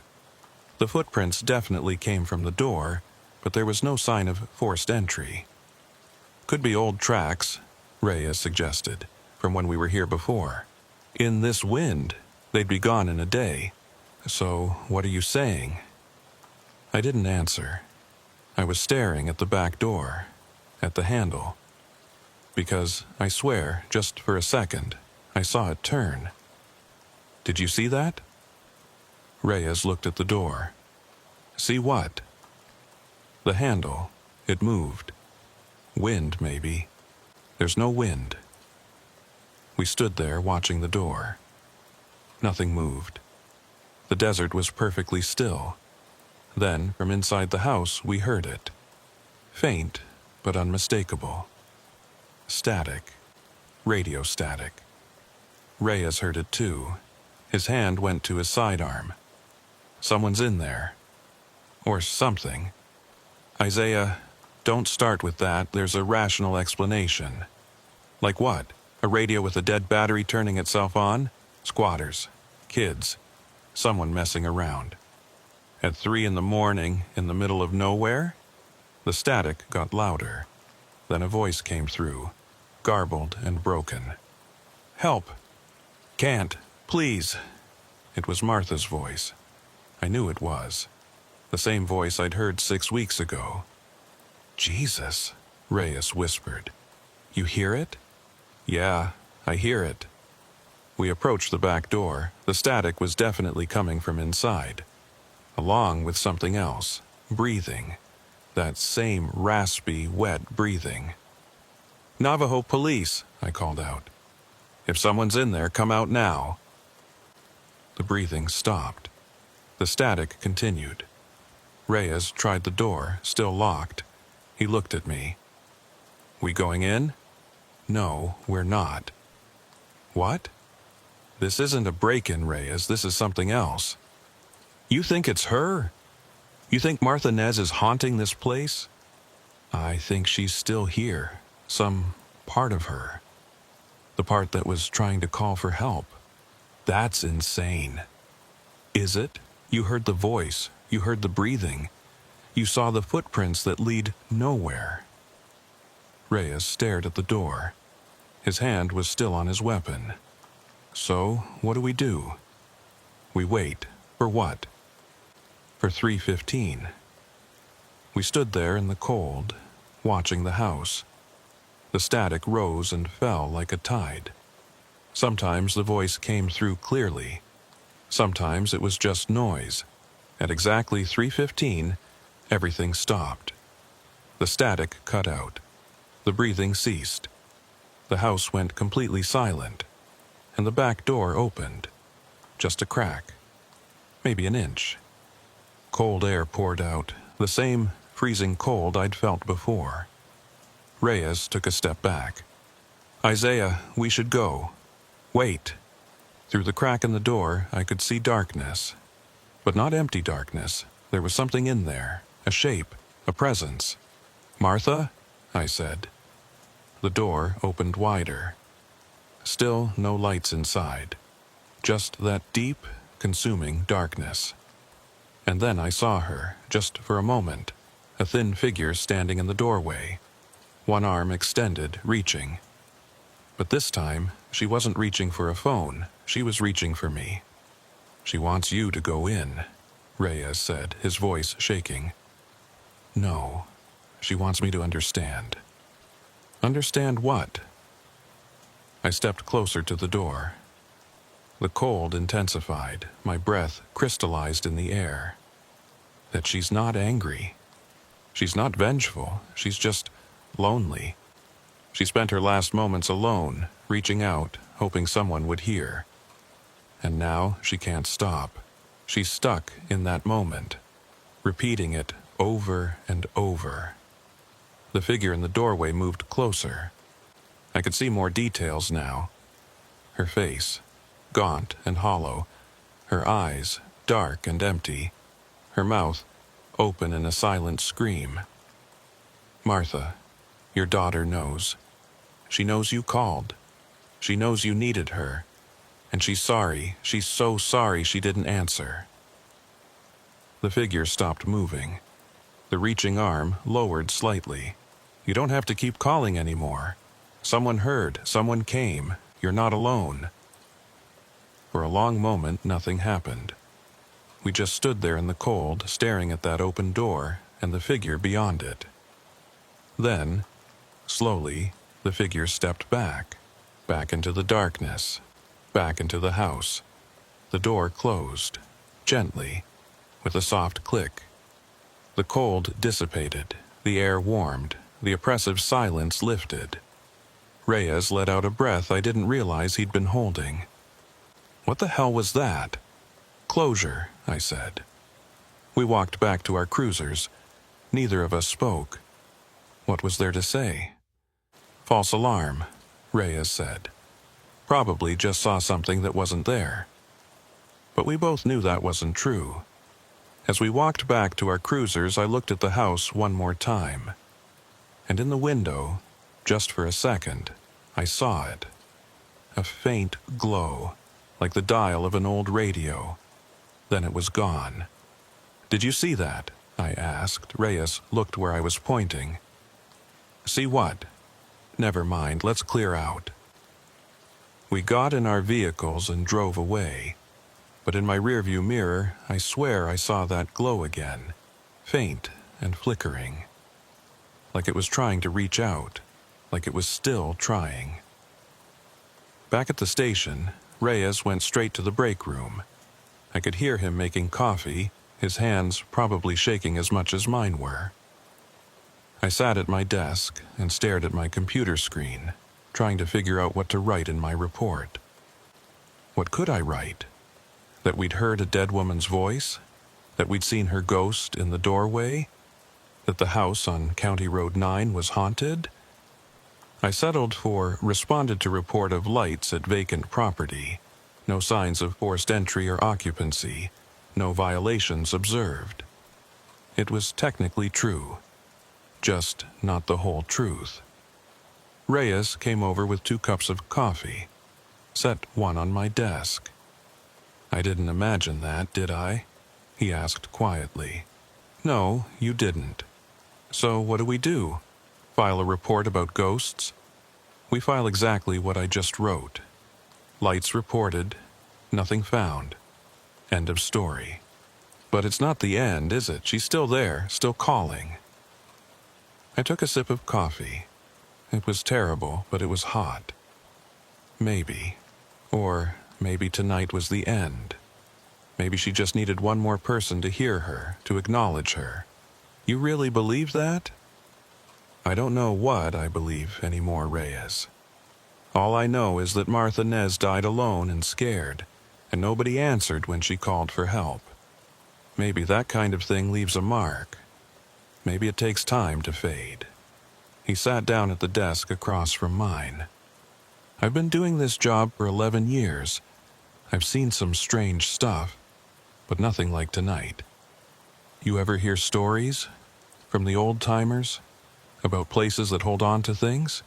My grandfather used to tell stories about Chindi, about how when someone dies, especially if they die badly, part of them can linger.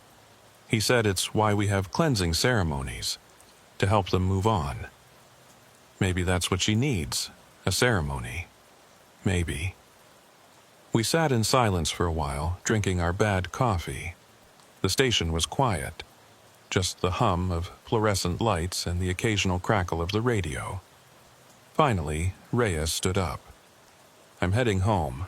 Try to get some sleep before the sun comes up. Yeah, good idea. Isaiah, don't go back there alone. Whatever's happening at that house, it's not something you want to face by yourself. I won't, but I knew I was lying, even as I said it. When my shift ended at 8 a.m., I didn't go home. I pulled Martha's daughter's phone number from my notes and called her. She answered on the third ring. Hello? Miss Nez, this is Officer Coho. I'm sorry to call so early. Is everything okay? Yeah, everything's fine. I just wanted to ask you something about your mother's house. Are you planning to sell it?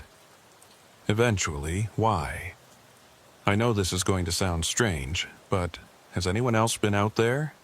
Anyone reporting anything unusual? Like what? Lights, sounds, anything. She was quiet for a moment. The rancher next door called me last week. Said he saw lights in the windows, but when he drove over to check, nobody was there. He called again 3 days ago. Same thing. Then he called last night, which is why I assume you're asking. Did you go out there? Yeah, last night. We checked the property, everything's secure. But you saw something, didn't you? That's why you're calling. I hesitated. How do you tell someone their dead mother might be haunting her old house? Miss Nez, I need to ask you something. Did your mother believe in spirits and things that stay behind after death? She was traditional. She believed in a lot of things that modern people don't. Why? Because I think she's still there. Some part of her, the part that was trying to call for help when she died. I expected her to laugh, or to get angry, or to tell me I was crazy. Instead, she was quiet for a long time. Officer Coho, can I tell you something? Something I haven't told anyone? Of course. The night my mother died, December 15th, I had a dream. I was standing in her house in the dark, and I could hear her calling my name. She was in the bedroom, and she needed me, but I couldn't move. I was frozen. I could hear her getting weaker and weaker, her voice fading. And I just stood there. I couldn't move. I couldn't help her.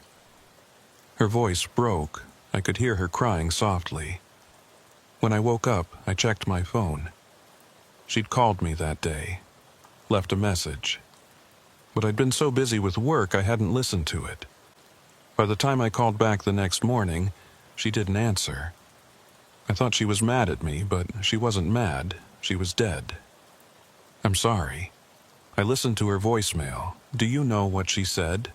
She said she wasn't feeling well, that her chest hurt, that she was scared, and she asked me to call her back, just to call her back. That's all she wanted, and I didn't do it. You couldn't have known. But I should have. I should have felt it. Mothers and daughters are supposed to have that connection. She needed me, and I was too busy to answer my phone.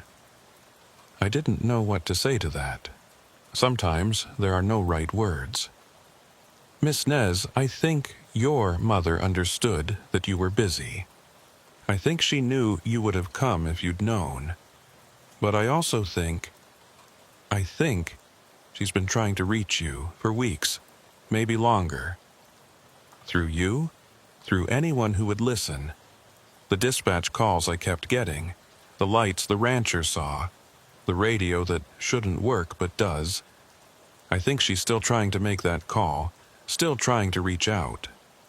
What do I do? How do I help her? I don't know. But maybe you need to tell her. Tell her you heard her, that you're sorry, that you know she was scared and alone, but she doesn't have to be anymore. How do I tell a ghost that? Go to the house? Talk to her? Or, if you can't do that, have someone do a ceremony, a cleansing, something to help her move on. She was quiet again. I could hear her breathing on the other end of the line. Processing. Officer Coho, would you come with me? To the house? I don't think I can do it alone. I should have said no. Should have told her I was off duty, that it wasn't my job, but I didn't. When do you want to go? Today. This morning. Before I lose my nerve. All right, I'll meet you there at noon. Thank you.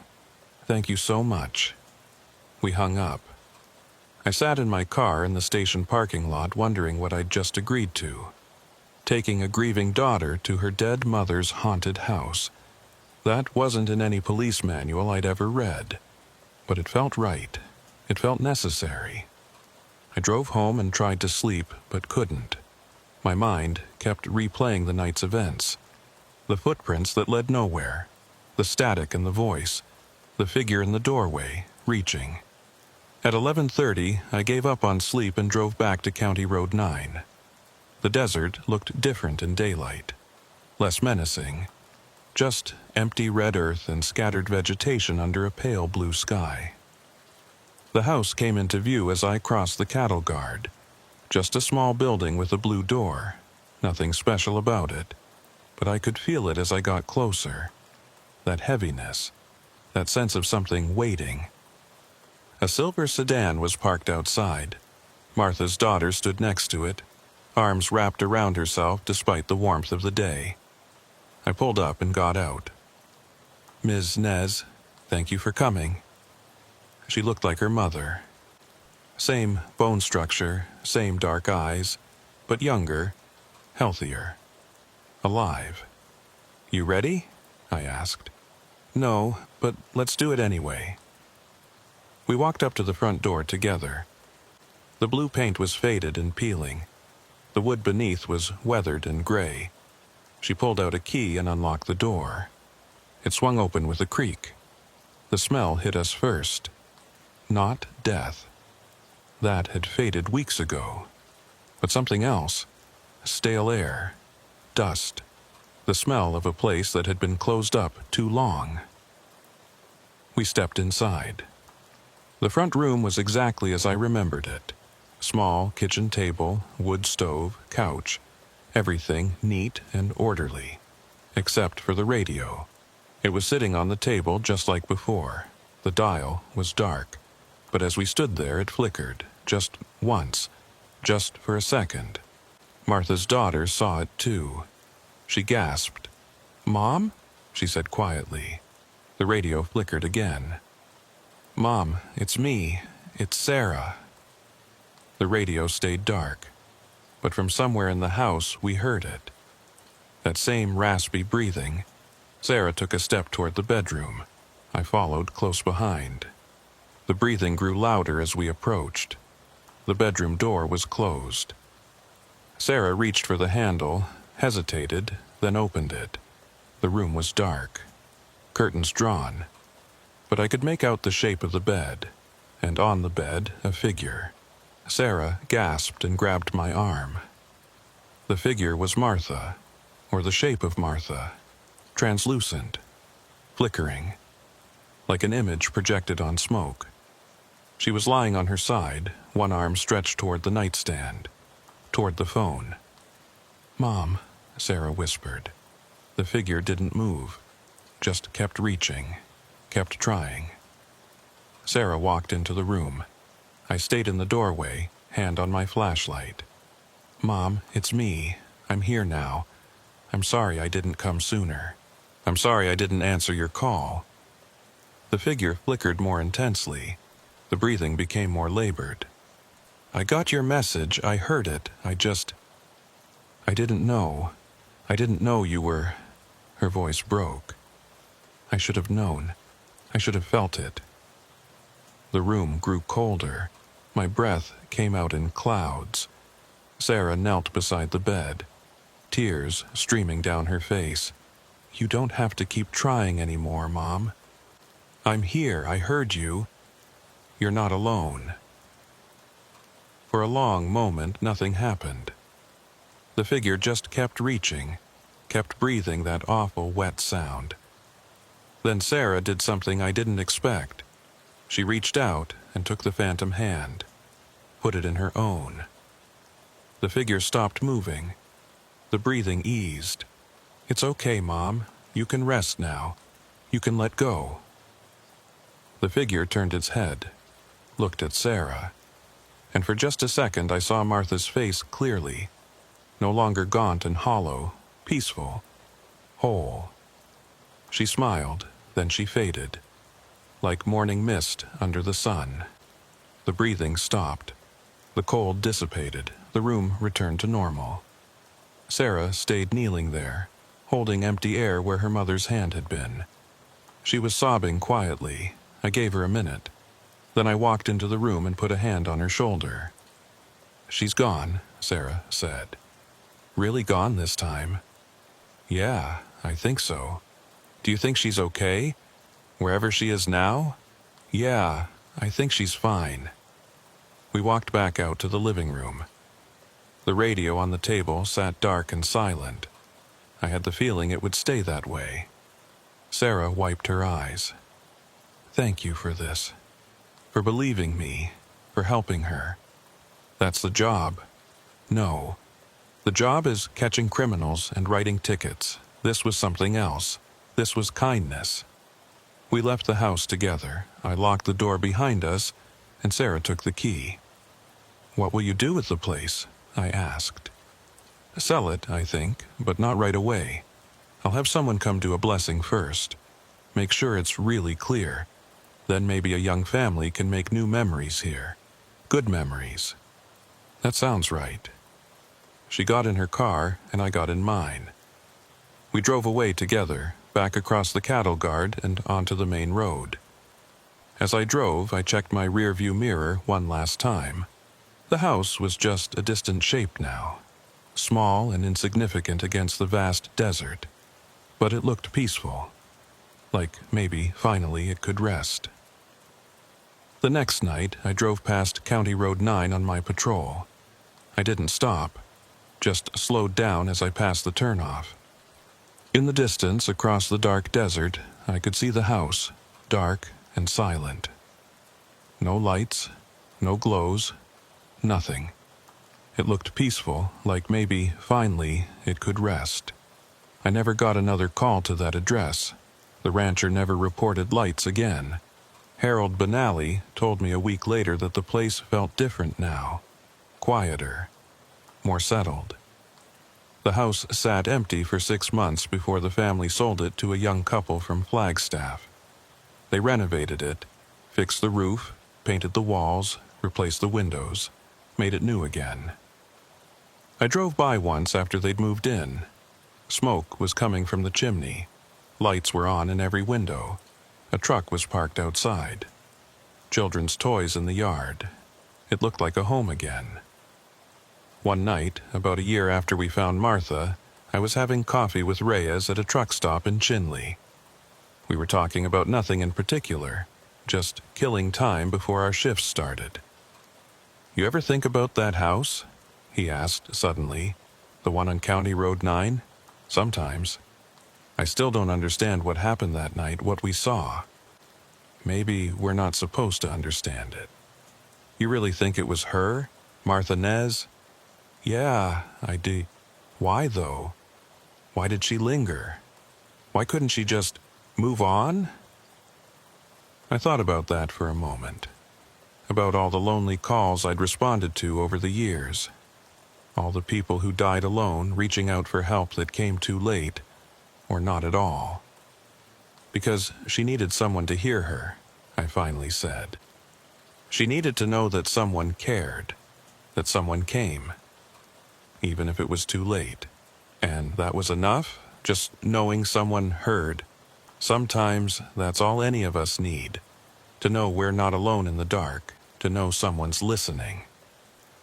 Reyes was quiet for a moment. Then he raised his coffee cup. To Martha Nez, and to everyone else who calls out in the night. I raised mine, to making sure someone answers. We finished our coffee and headed out to start our shifts. But sometimes, when I'm on patrol late at night, I think about Martha Nez. About how she died alone, reaching for help that never came in time. And I think about how death isn't always the end. Sometimes it's just another call that needs answering. I keep my radio on at night, volume up, even during the quiet hours, just in case someone's trying to reach out, just in case someone needs to know they're not alone. Because that's what this job is really about. Not the arrests or the reports or the regulations. It's about being there, being the voice that answers when someone calls. Even if that call comes from somewhere beyond the living. Even if it comes at 3:15 a.m. on a cold night in February. Even if it comes from a house on County Road 9 with a blue door and a radio that doesn't work. I'll answer every time. Because maybe that's all any of us really want in the end. To know that someone heard us. That someone cared enough to listen. That when we called out into the darkness, someone called back. I learned something important from Martha Nez.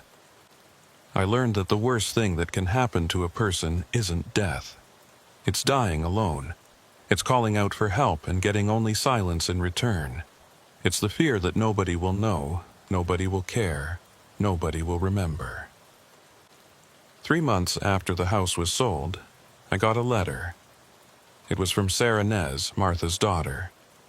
She wrote about how she was doing better, how she'd finally forgiven herself for not answering that call. How she'd started calling her own daughter more often. Making time for the people who mattered. At the end of the letter she wrote, "My mother spent her last moments alone and afraid, but she didn't die forgotten. Because of you, she was found. Because of you, she got the closure she needed. Thank you for hearing her call when no one else could." I keep that letter in my locker at the station. Sometimes, on hard nights, I take it out and read it. It reminds me why I do this job. Why I drive these empty roads at 3 in the morning.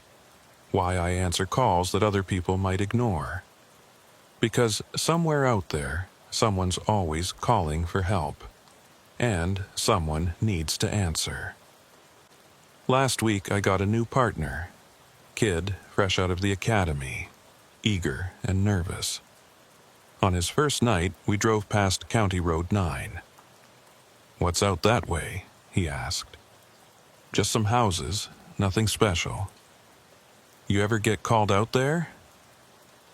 I thought about Martha, about the radio that shouldn't work, about the figure in the doorway, reaching. "Once," I said. "Long time ago." "What was it?" "Wellness check. Woman living alone. Needed someone to make sure she was okay." "Was she?" I looked out at the dark desert, at the vast emptiness, at all the lonely houses scattered across the reservation, each one holding someone who might need help someday. "Eventually," I said. Eventually she was. We drove on in silence. My radio crackled with routine traffic. Dispatch calling other units. Officers checking in, the normal sounds of a normal night. But I keep the volume up. Just in case.